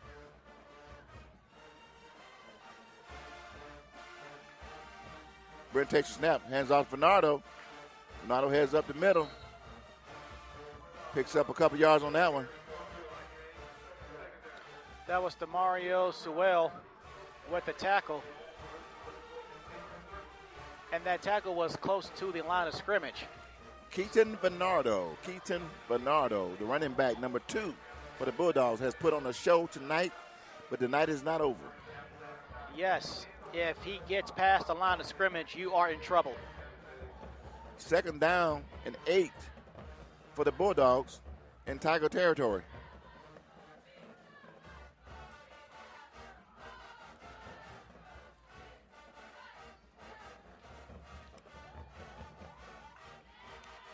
Ball is snap. Brent keeps it to himself, takes off the left side, goes out toward the first down and more on the 20 to 10 to 5. Touchdown. Touchdown Bulldogs. I keep peeking when I holler, trying not to holler, but I think I'm picking up everybody's voice along with mine. But it's a nice run. He swings out to his left outside of the defensive end and picks up speed on his way, takes him into the end zone to give the Bulldogs a 24-19 lead in this ballgame. Tyreek Brent literally outran everybody on the field.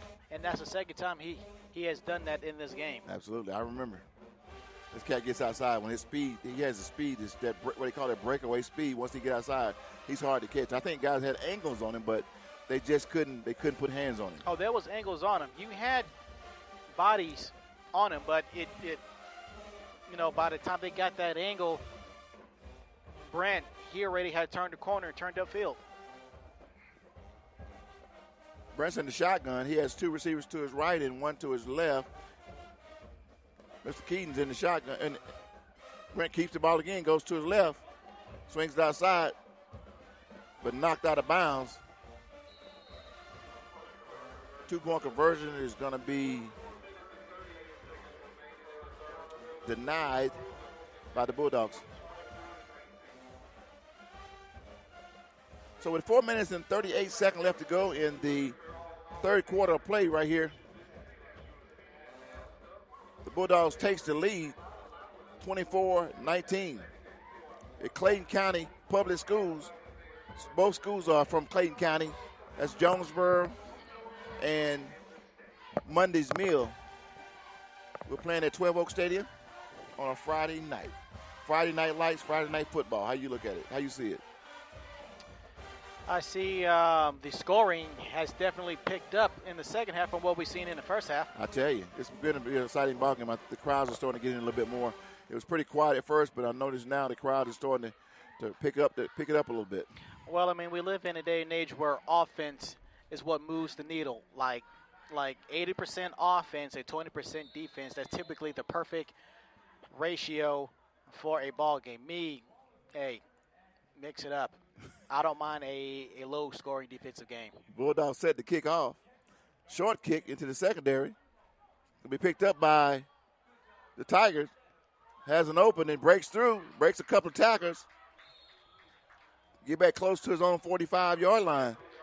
Yes, that was Evante Montgomery tackling Jalen Grant, who scored a touchdown late in the first half, who picked up the ball and put the ball at midfield.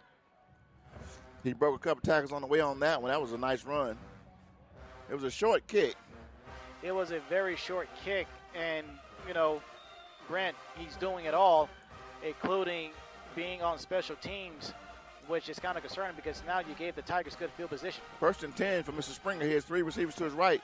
He stops, looks back, throws across the middle to his big receiver, number Can't catch that number. That was Corey Barnes with the catch. That was number 2. And then he was tagged by Keyshawn Ward, the defensive back for the Tigers. All the way into the Bulldogs territory. It looks like the Bulldogs 49-yard line. So it's going to be 2nd down and 4 for the Tigers.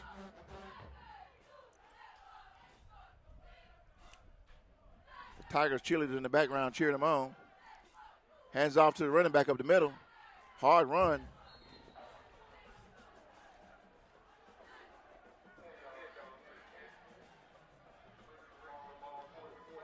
Mr. Seth Gamble on the run picks up about 2 yards. It'll be 3rd down and 2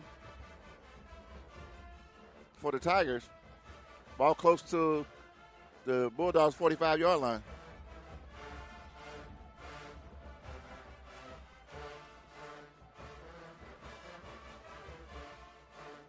Springer's in the shotgun, hands it off to the running back again, goes up the middle. Looks like he might have enough for a 1st down.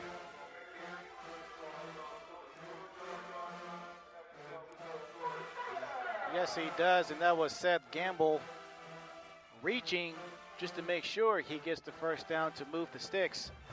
And once again, the Bulldogs are the Tigers are now in Bulldogs territory. Ball's close to the Bulldogs' 45-yard line. 1st down and 10 for the Tigers. Springer's in the shotgun, has 2 receivers to his right, 2 to his left. Drops back, looks downfield, has an open receiver. Got across the middle, ball is caught. The 30, the 20, the 10, the 5. Touchdown, Tigers. That was Jalen Brown with the touchdown reception.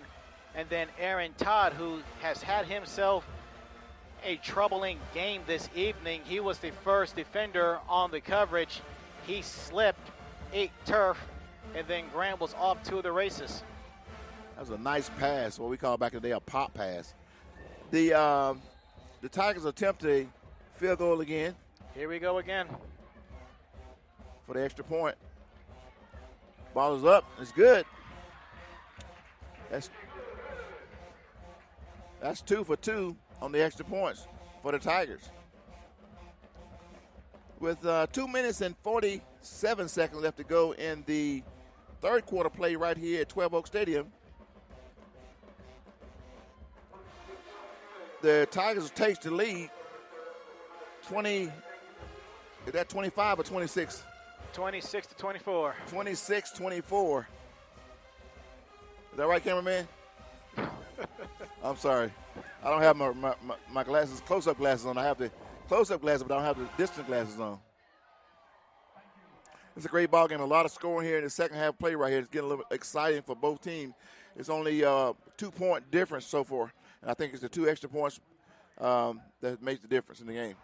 As the Tigers set to kick off from their own 40-yard line. Deep kick. Ball kick to guess who? Bernardo goes out to his left, breaks the tackle, goes out again. Ball ripped out. Let's see what the call is. I see the head official saying the ball is down. And it appears to be a flag on the field. Yeah, that was a flag on the field just as Brent caught the pass, or caught the ball. A legal block in the back by the kicking team. So they're going to move this thing back.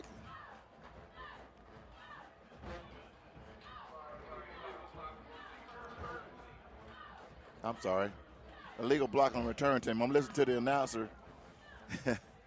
Well, I mean, they're right next door to us. So, the official hadn't made a signal yet, so I was assuming he was on top of it. Let's see what's going to happen.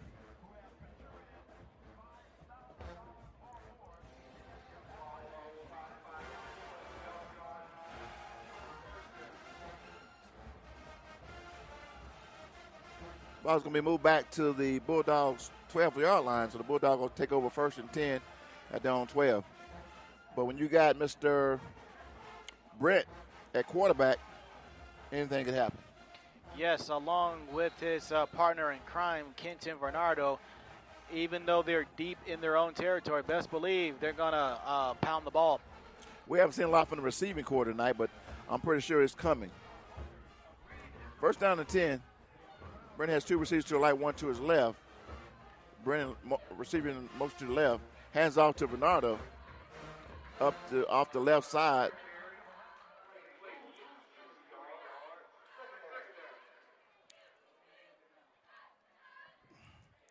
Looks like you're going to lose a couple of yards on that one.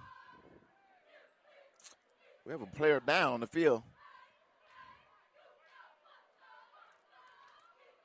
And he's up. That's a little like one of the Tigers. But he's up. Number 40. Is that number 45? Look like number 75. Okay. I'm really having problems seeing tonight, huh? Yeah, that makes two of us. And that's Jeremiah Fan, if what we're seeing is accurate. Second down and 12 for the Bulldogs. The ball's placed on their 10-yard line. Brent has three receivers to his right and one to his left. Man in motion going to the left.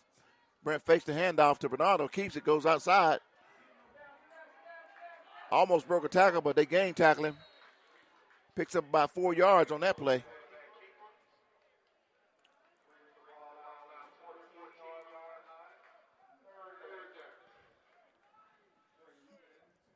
Third down and 8. Yeah, that was Mana Naby as well as DeMario Sewell. He came in and backed up Naby because if not, that guy Bernardo, he was about to break free and take it to, It appears all Bernardo needs is a little light, and he's gone. Oh yeah. Once he get past the line of scrimmage, if you don't stop him there, you're in trouble. Again, third down and 2 for the Bulldogs on the close to their 15-yard line. Ball to snap. Bernardo takes itself, goes up the middle. Ball pops out. It's on the ground. A lot of Tigers around it. Looks like it might be Tigers' ball. Well, the Tigers came up with it, and that's going to be Anthony Griffin. Tyreek Britt, he had the ball, and he got popped. The ball jarred loose, and the Tigers, they get the ball at their 25-yard line. And they got a 2-point lead. All right, the Tigers take over. It's going to be at the Bulldogs' 25-yard line, 1st and 10. Mr. Springer takes a snap, looks across the middle, got a wide open receiver, number 2. He walks into the end zone untouched. It looks like a mirror of the last play that they ran when the receiver, they threw it to the left side before. This time it's still like the same play to the right side. But it's a nice running play, nice passing play by the Tigers. Yes, sir, it was. Springer to Barnes connection, and that's not the first time that they have connected to score a touchdown in this game thus far. As they increase their lead, 32 to 24, as they set up for the extra point. Waiting on the holder to come into the ballgame. I think Yeah, that's Khalil White, and now the Tigers will call a timeout. Oh, that's not good. See, if it's the first half, you don't have to necessarily guard over your timeouts per se. But when you are in the second half and the game is relatively close, whether you're leading or trailing, you need to tighten up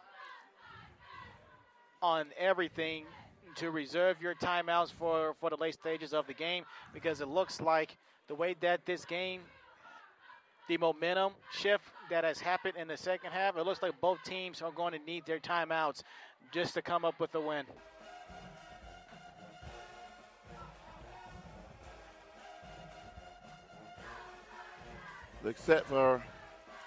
Tigers set for the extra point again. Ball is blocked, but it's tipped, but it's good. Barely. It's good by the Tigers. And I mean barely. That was Dexter Moody, the lineman. He almost got himself one. And really, apparently is the difference between these two teams. The Tigers, they have a legit kicking game, and the Bulldogs, they do not. It's Cohen, and he does not have a leg of accuracy to send the ball down the field. That's kicking the ball off on kickoff as well as punting, and we're now starting to see the repercussions of that. 20 seconds left to go in the third quarter play right here, as the Tigers kick it deep to the Bulldogs. Off field close to the 20-yard line. Quarterback Brent swings it to his left, breaks the tackle, continues to run for a sideline, breaks another tackle, takes it all the way across midfield. I wouldn't expect anything less from Mr. Brent. Not at this point. This game's not over. Still 10 seconds left to go in the third quarter play.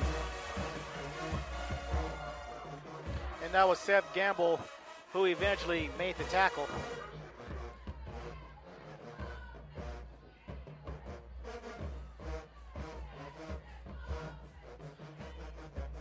But I will say, for the most part, the running game for the Bulldogs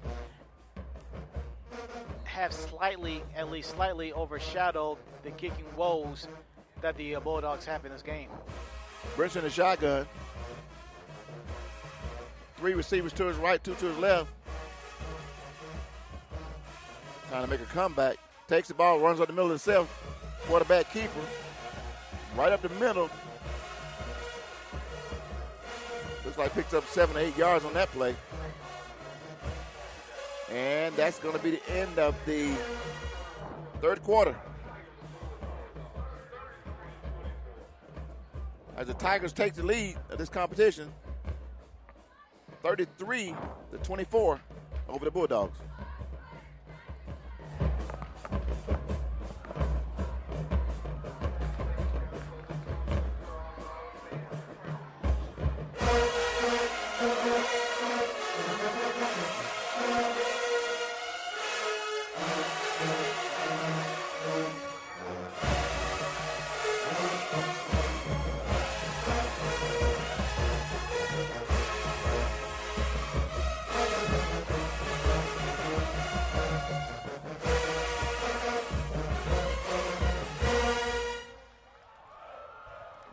Seems like both teams are returning to the field. This game, I believe, is going to be an exciting finish as we start the fourth quarter. The Bulldogs will take over 1st and 10 right inside of the Tigers' 45-yard line.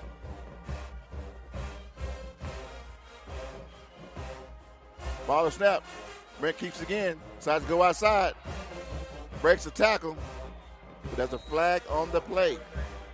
Picks up a first down, it appears.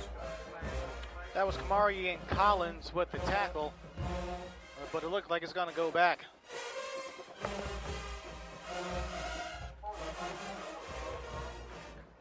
Told you.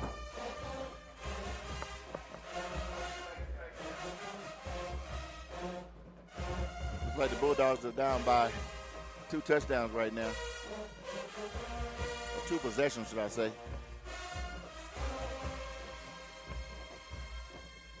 Eleven minutes and 50 seconds. Ball's moved all the way back to the Bulldogs' 45-yard line. It's going to be 2nd down and 15.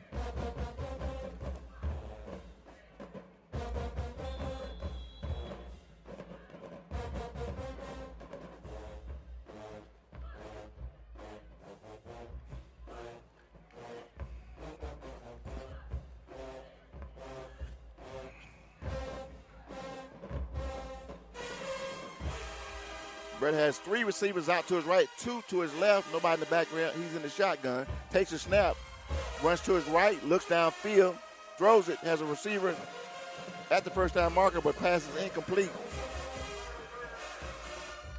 Yeah, looking for Ethan Hunter. He was the intended receiver. Oh no, I stand corrected. Okay, that was Harrison Houston that time. It's going to be 3rd down and 15 for the Bulldogs. 11:21 in the fourth quarter. Left to go in the fourth quarter. Brent comes out and set with 3 receivers to his right and 2 to his left. Again, no, he's in the shotgun.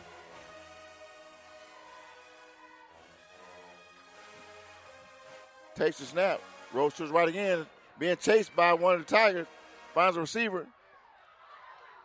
Ball is tipped, but caught by the Tigers, but out of bounds. So to be passed incomplete, be 4th down for the Bulldogs. Looks like the Bulldogs slowed the pace down a little bit. They were going pretty strong at the end of the third quarter. Just a little bit, and that was Nicholas Hackett, who came around the corner, rushing Tyreek Brent to his far right, and then threw the ball, and then the ball got tipped and caught by a Tiger, but he was well out of bounds. Timeout on field by the Bulldogs. Bulldogs got to decide whether they're going to go for it on 4th down and 15 at their own 45-yard line, or should they punt it away. Coach is going to talk about it. We'll be right back. I'm going to run a commercial, and we'll come right back after this commercial break.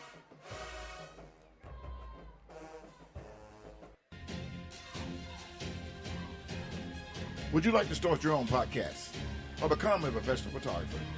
Just have your school or organization contact Georgia Media Network Services, a nonprofit corporation, to get started. For more information, contact us at georgiamedianetwork@gmail.com or call 678-900-9840. Call and get your career started today.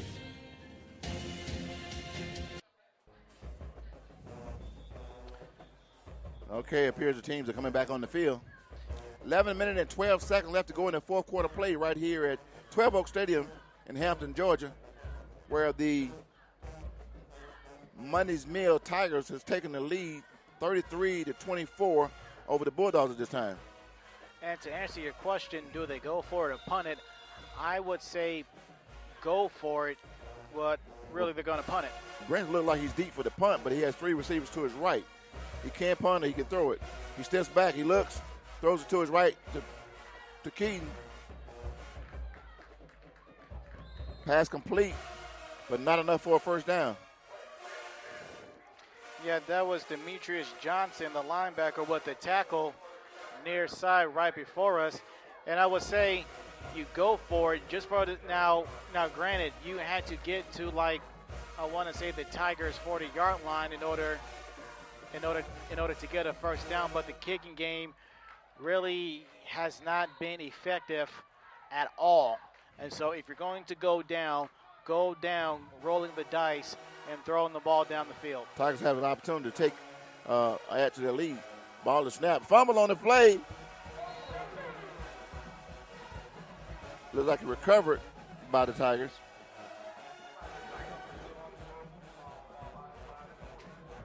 Yeah, that was a huge recovery play, but that's the second time this evening we done seen a exchange from the quarterback to the halfback be bobbled, and it hits the turf, becoming a live ball. Bulldogs needed that one, but it's going to be second down and 12 for the Tigers. Ball on their own 45-yard line. Hands off up the middle to the running back. Takes it about midfield. He was met immediately by Joshua Brooks. That was snuffed out by, and the running back was number 35. Mr. Springer getting instructions from the coaches on the sidelines. It's going to be third down and 7 for the Tigers. Ball right in midfield.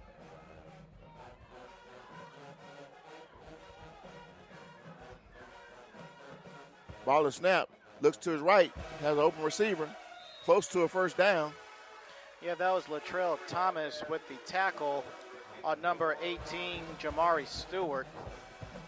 That's his first catch of the evening. Nice pass by Mr. Dewan Springer.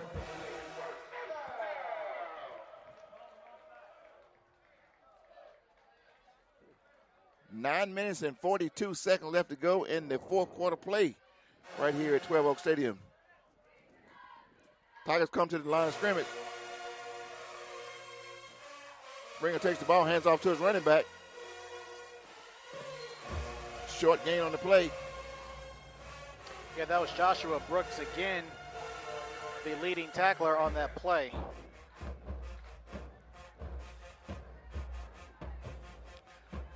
It'll be 2nd down and 9 for the Tigers. Ball close to the 45-yard line of the Bulldogs.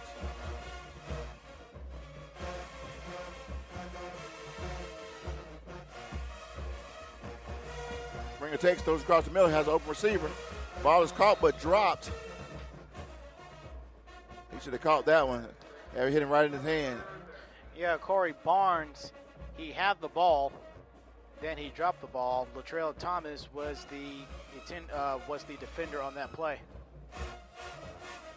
So it'll be 3rd down, and looks like 9 or 10 for the Tigers. The ball still sits inside of the 45-yard line of the Bulldogs. Snap, fumble, but picked up. Final receiver down, throws a long way downfield. Those are out of bounds. Pass incomplete. Well, Anthony Griffin caught it, but when he caught it, he was on the track field. He was already well on the track, and Latrell Thomas was the defender on the play. I agree. Well, that just helped the Bulldogs. Several passing plays are incomplete, stop the clock, slows it down. 8 minutes and 45 seconds left to go in the 4th quarter. Looks like the Tigers going to punt. Ball is snapped. Fakes it, takes off to his left, number 24. Knocked out of bounds by the Bulldogs right at the 1st down marker.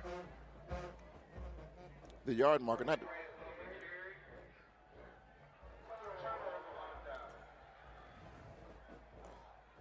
So the Tigers going to turn it over to the Bulldogs close to their own 45-yard line.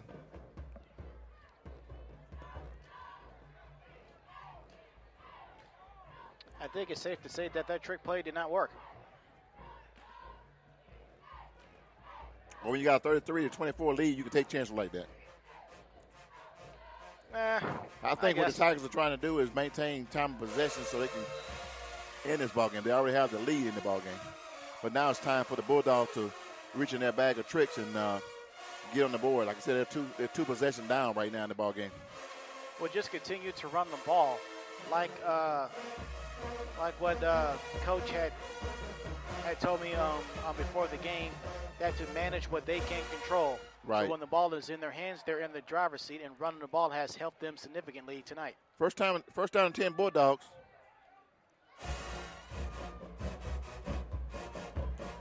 Looks downfield, has a receiver. Pass thrown, pass incomplete. Yeah, that pass was well short.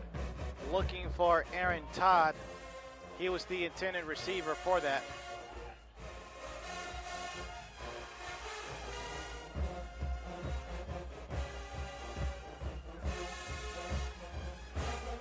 The 2nd down and 10 for the Bulldogs. Ball is close to the Bulldogs' 45-yard line. Tariq Brent, the quarterback for the Bulldogs, sits in the shotgun. He has 2 receivers to his right. Correction, 3 receivers to his right, 2 to his left. 2 to his right, 3 to his left, I'm correct. Takes a snap, looks downfield, takes off running to his right, looking downfield, throws back across the field. Pass incomplete. The crowd is hollering for a pass interference call. That was pretty close. You want to know who was the intended receiver for that? That was Aaron Todd, who had 3 personal fouls against him as a defensive back in the first half. So now all of a sudden, when the tables have turned and it's time for him to get that same courtesy, he doesn't get it. Right. That was pretty close. So it'll be 3rd down and 10 for the Bulldogs. They got to make a move. 8 minutes and 24 seconds left to go in the 4th quarter play right here at 12 Oak Stadium. Brent has 3 receivers to the left, 2 to his right. In the shotgun, takes a snap. Decides to run up the middle himself, but stopped. Matter of fact, sacked in the backfield.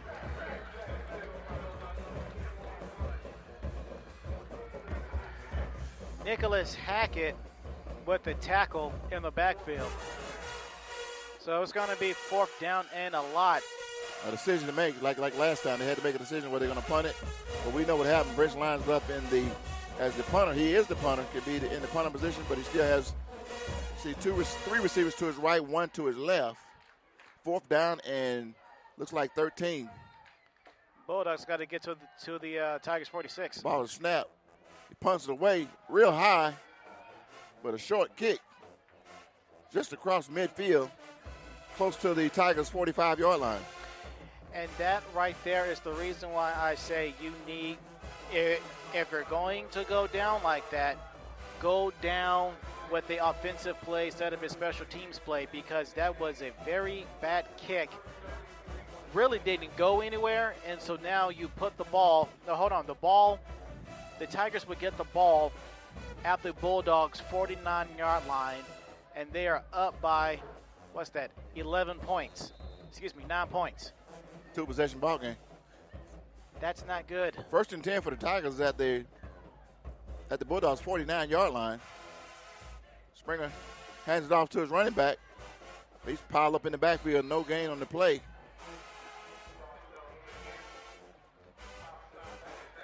So now the Tigers, they only have one side of the field to work. You give them one side of the field, they have 2 timeouts, the clock is running, and they're leading. And like I said, right now with the Tigers, the best thing for them to do is continue to run the ball, so they have a lead in this ball game. With 7 minutes and 10 seconds, the clock is continuing to run. 2nd down, 14 for the Tigers. Ball inside of their own 45-yard line. Ball is snap, handoff to the running back of the middle. Get close to the original line of scrimmage. Now, could be wrong, but on the scoreboard it says that the Bulldogs have 3 timeouts left. If I'm not mistaken, they have 2. And so now you have to factor in the timeouts as to when you want to use them, but that's going to determine how many yards the Tigers are going to get running the ball, because best believe I expect them to run the ball this entire drive. 3rd down and 9 for the Tigers. Ball right at midfield. Ball is snapped. He drops it on the ground. Looks like the Bulldogs fell on it. Going to be a 1st down Bulldogs. They needed that break. When the Bulldogs have put themselves in bad positions, they somehow get things to turn around in their favor, and that's been happening all night, and that's what's happening right here. This is a must score on this drive for the Bulldogs, like being down 9 points. They really have to score now. With 6 minutes and 20 seconds left to go in the 4th quarter play, as the Tigers lead 33-24. Ball sits right inside of the 50-yard, right at the 50-yard line. Well, that's 48. 48-yard line. Okay. Again, I'm not wearing my four-way glasses. I'm wearing my close-up glasses so I can see the paper, so I can call the players' names out. You got to wear multiple glasses like that? Hey, man. Hey. When you get my age, you got to do what you got to do. Understood. 1st down and 10 for the Bulldogs. Brent's in the shotgun, having his receivers move around a little bit. There's a whistle.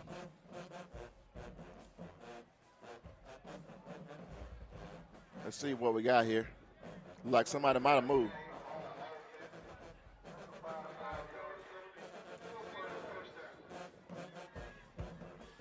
Bulldogs can't continue to shoot themselves in the foot. They got the leg game. Took a little bit too long to get that play in motion. So it's going to be 1st down and 15. Ball's right at midfield for the Bulldogs. Ball is snap. Brent looks downfield, have a receiver. Throw it long. He's wide open. A little bit too much mustard on that one.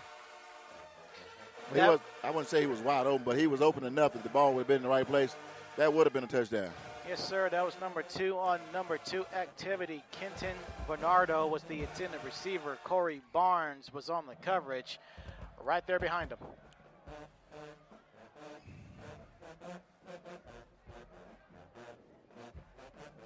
Six minutes and 14 seconds left to go in this competition play.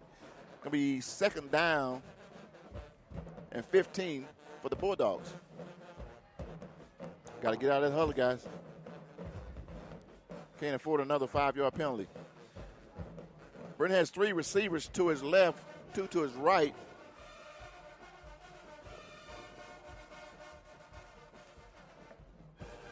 Takes the snap, looks downfield. He scrambles to his right, being chased by Tigers. Breaks loose, but goes out of bounds right at the down marker.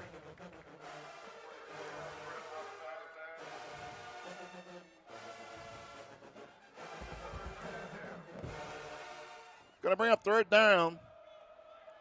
Yeah, that was the linebacker with the rush. 3rd down and 14, close to 15 yards for the Bulldogs. Ball still inside of their own territory, right close to the 50-yard line. Close to the own 50-yard line.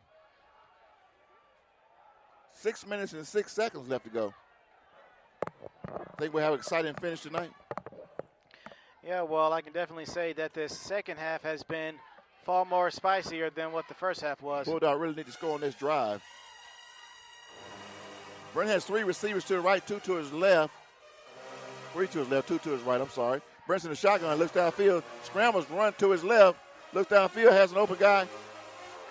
Ball is incomplete, but he was popped after that one. Don't throw a flag. Do not throw a flag on that. That was a nice hit. Yes, it was. That was Javon Robinson, the intended receiver. Right in front of the broadcast booth. Well, again, the Bulldogs has a chance to make a tough decision here.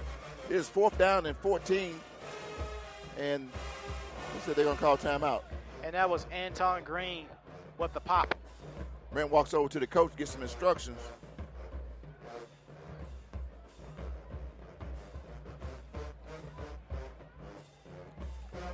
They would have heard him run this play. Clock is running. 4th down and 14 for the Bulldogs. This might be their last opportunity to win this game. They're down 2 possessions. Brent's in the shotgun, takes the snap, looks downfield, takes off running, scrambles up the middle, hit hard. With more loss, unable to pick up the first down. Boy, those Tigers were swarming tonight, boy. I think they're feeling it. Sir, They smell a victory in the air. Sir, yes, sir. That was Demetrius Johnson with the final blow to take down Brent, who's been a one-man show practically throughout this game, trying to will his team to their first win of the season. 5:46 left to go in the 4th quarter play right here at 12 Oak Stadium. 1st down and 10 for the Tigers. Tigers have 3 receivers to the right, 1 to the left. Coach comes on the field, get the tee off. What is that, football? Officials stop the play temporarily till the coach gets off the field. But if there's any good news for the Bulldogs, they've scored 8 points coming into today's game. They have 24 tonight. DeJuan sprints to the ball, drops it, picks it back up again, takes off to the right side of the field. Going to have a nice loss on that play. Yes, sir. That was... Again, like you said, it was a good thing he picked it up. Absolutely. That was Jordan Davis as well as Aaron Todd on the tag team tackle. Well, 2 good things happened for the Tigers on that play. Number 1, he did pick the ball up. Number 2, he kept the clock running. So right now it's 5 minutes and 22 seconds left to go in this competition. Yeah, that's a win-win in that play, even though they lost yards. DeJuan Springer's in the shotgun. He had 3 receivers to the right. He drops it again. This time, let's see what happens. The Bulldogs recover. The Bulldogs needed that one, folks. I don't know what happened on the snap there. The ball was snapped in the backfield. He lost about 6 yards, and the Bulldogs recover. That was Kenton Bernardo who came up on the fumble recovery. It's a good thing the Bulldogs recovered the fumble, but more important, they got to do something with it. They got to put this thing in the end zone. You still got 5 minutes and 3 seconds left to go in the 4th quarter play. If you intend on winning this ball game, you got to score on this drive. Like I've stated a possession or 2 ago, the Bulldogs to hurt themselves, but yet they get good situations to come out like this. 1st and 10 for the Bulldogs. Inside the Tigers' 45-yard line. Brent scrambles, has a receiver. Ball passes complete close to the 40-yard line. Bulldogs are moving pretty slow right here. That was Javon Robinson with the catch. He didn't get out of bounds, and they're just kind of walking back to the huddle. And Christian Holloway with the tackle. Brent walks to the sideline, getting instructions from his coach. 2nd and 5. Ball is close to the Tigers' 35-yard line.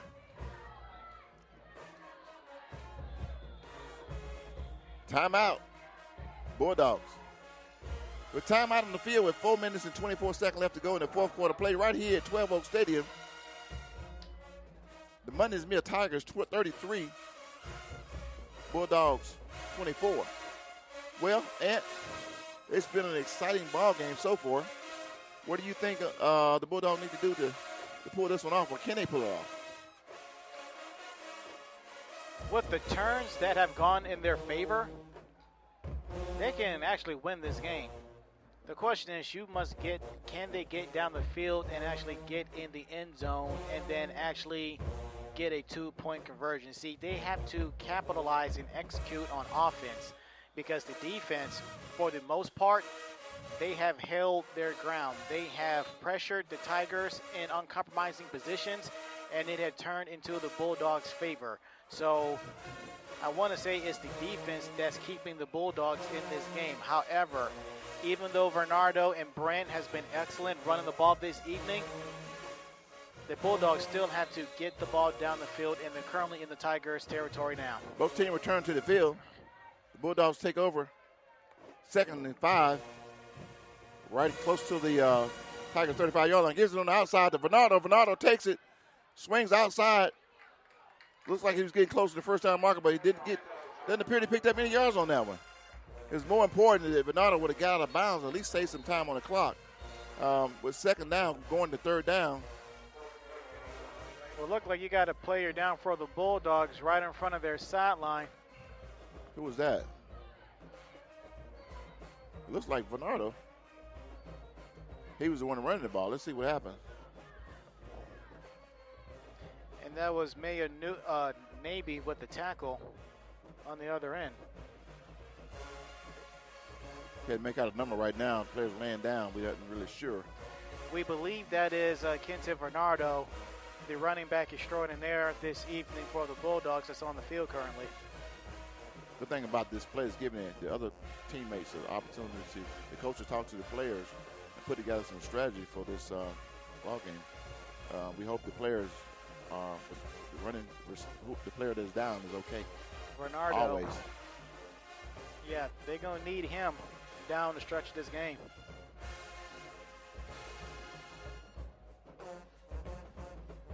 Four minutes and 3 seconds left to go in this competition here. It's been an exciting ball game.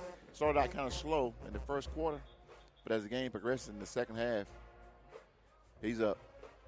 That's number 6. You say 6, I say 5. Okay, I'll take you. You got better vision than I do. If that's number 5, that's Latrell Thomas. 3rd down and 3. The Bulldogs need to pick up at least a first down and get the ball out of bounds. The clock is still running. 4 minutes left to go in the game.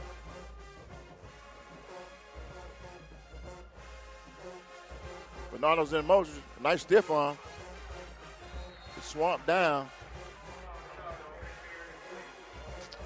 That was the big fella, Jeremiah Fan. He has made some tackles this evening, including a one-hand tackle to spin around the runner earlier in the game. And we have another Bulldog down.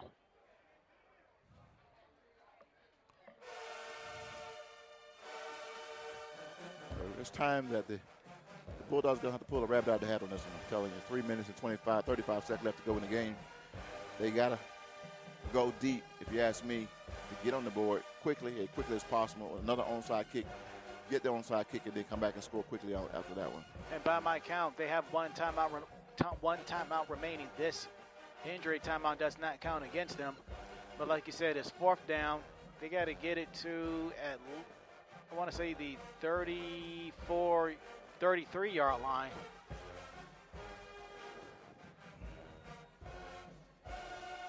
Player still down on the field.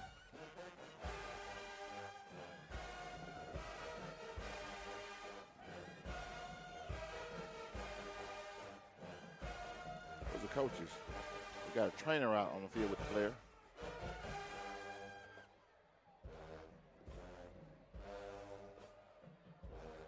Well, again, Ant, would you call this a beautiful night for football, weather-wise? Weather-wise, yeah. No rain. It rained most of the week and today. All of a sudden, the rain gods decided to give us a little dry weather and cool weather for football. That is Bernardo, our running back. No, sir, that's number 8. That's Harrison Houston. That's 8. Well, it could be 2. Maybe cameraman to give us a close-up so we can see who it is.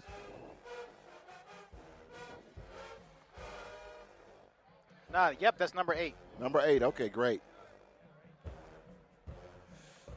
Brent and his offense returned to the field. Okay. For the last time, I got a good look at it by our cameraman. That's actually number 2, Bernardo. Okay, all right. For real. All right, I was going to get my glasses changed. Brent's in the shotgun. One man in motion, fakes it, takes it to the left, takes back to the left side of the field. Flag on the play. Ball pops loose.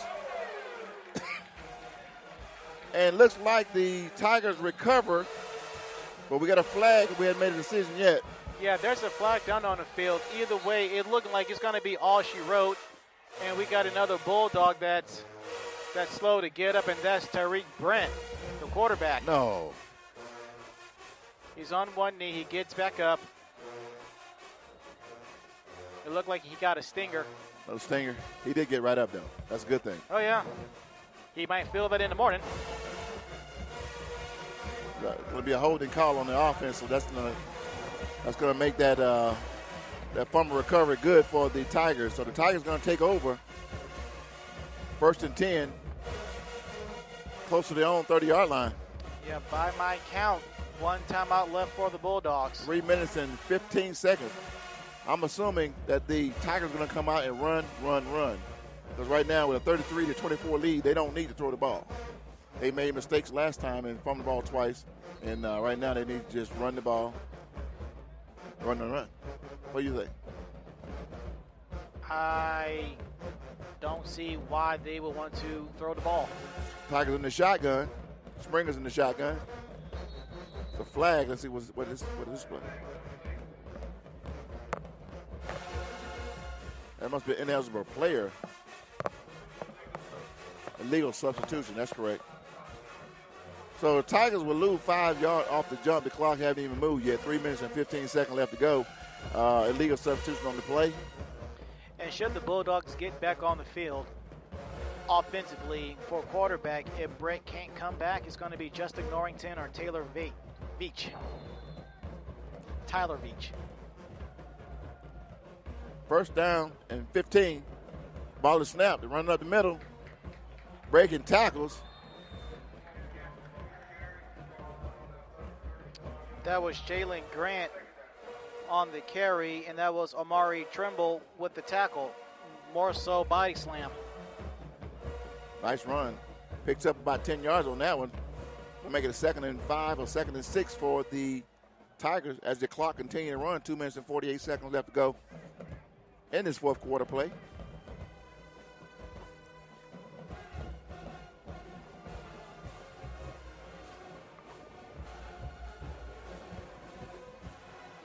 Second down.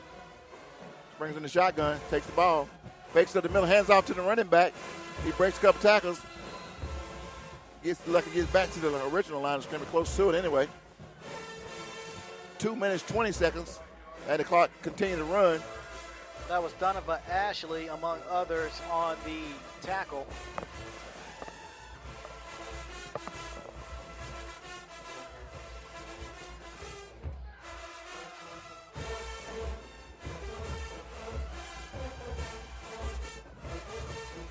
One minute, 57 seconds, 2nd down and 5. Ball is fumbled again on the ground.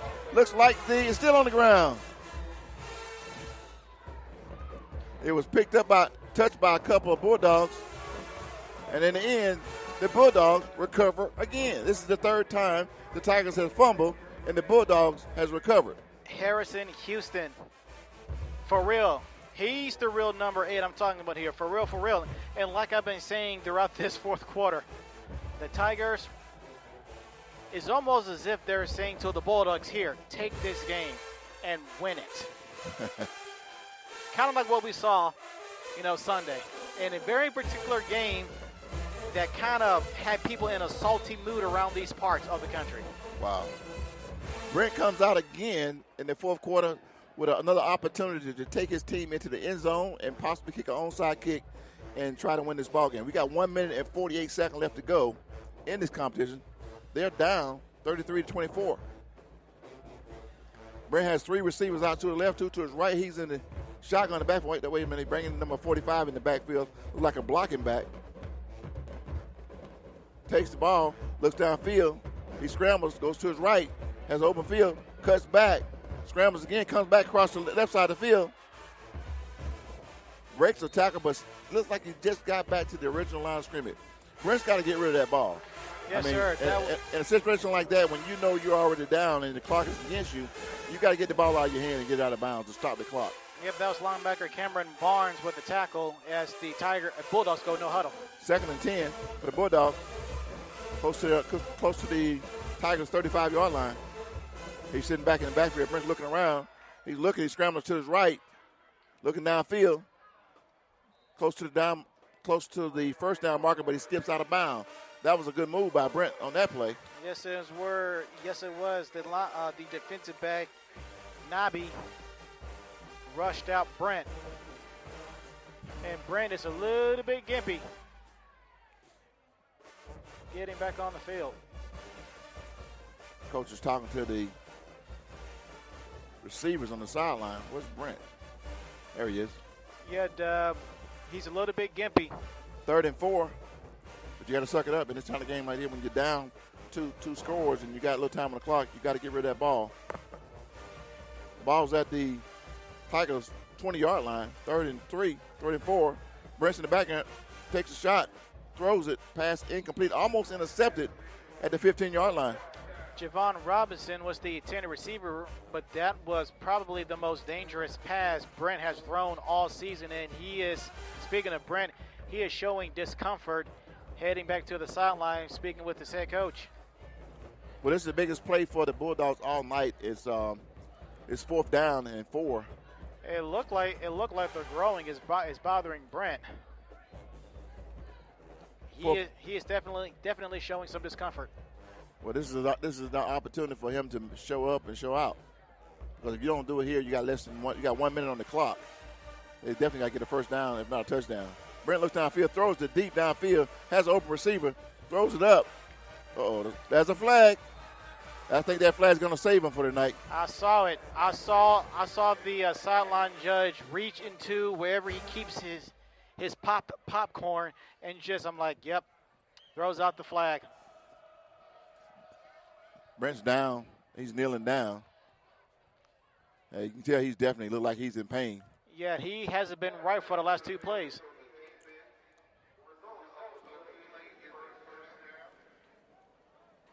So the Bulldogs, after that penalty, a 15-yard penalty, gives them a first down. They have first down and 10 at the Tigers' 10-yard line. And Bernardo has yet to be on the field for this drive. 52 seconds left to go in this game. Brent takes the ball, looks downfield, takes it up the middle, runs to his right, scrambles around, gets back to the original line of scrimmage. Looked like that was Navy on the tackle. He really got to get that ball out of bounds. Bulldog had another timeout. The clock shows they have 2 timeouts each. If the Bulldogs just called a timeout, by my count, that is their last timeout. Okay. I could be wrong. I've been wrong about a lot of things in my life, so. 43 seconds left to go, folks. It's an exciting ball game. We don't have a big crowd tonight, but we have enough. The Tigers are holding on with a 33-24 lead right now in the fourth quarter, with only 43 seconds left to go in this game. Do you think the Bulldogs can can get the ball in the end zone. They've had several opportunities. I think the defense can. Think the defense can?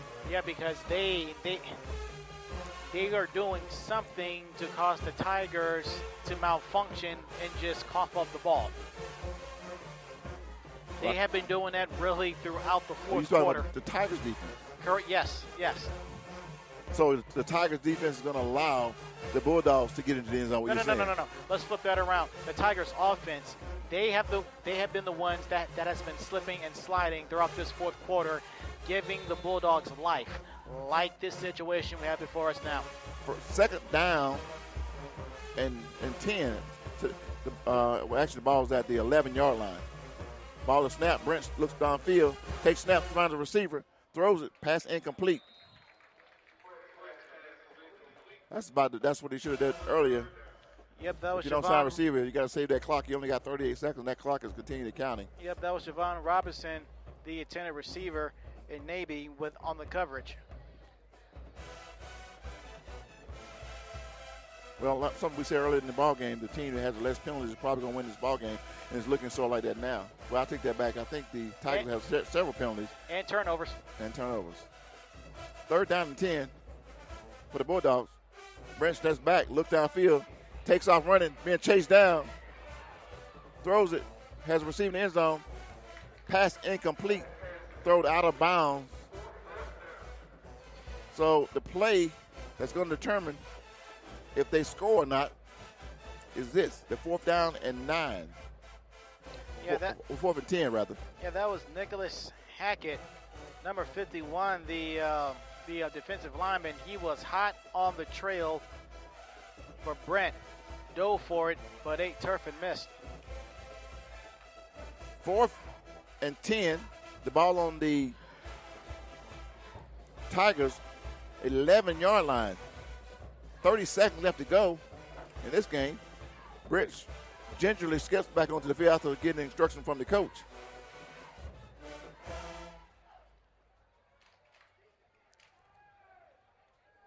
Ball is snapped. Brent looks downfield, has a receiver, throws it up for catch. Ball is knocked down. Pass incomplete. That was Aaron Todd. He was the intended receiver. On the coverage was Anton Green. And Todd was actually looking for yet another penalty, but did not get it yet. He got called 3 times for defensive passing interference in the first half. So he may be salty headed home this evening. Looks like that's going to do it for the Bulldogs tonight. They've had several opportunities to score. And the Bulldogs' struggling woes continue as they will now fall to 0-3. Next week they play Luella, who came into this week 2-1. Mr. Springer under center. Ball is snapped. He nails it down. Victory formation, we call it. 20 seconds and counting. I don't think they got to run another play after this one. As for the Monday Mills Tigers, they will improve to 1-2,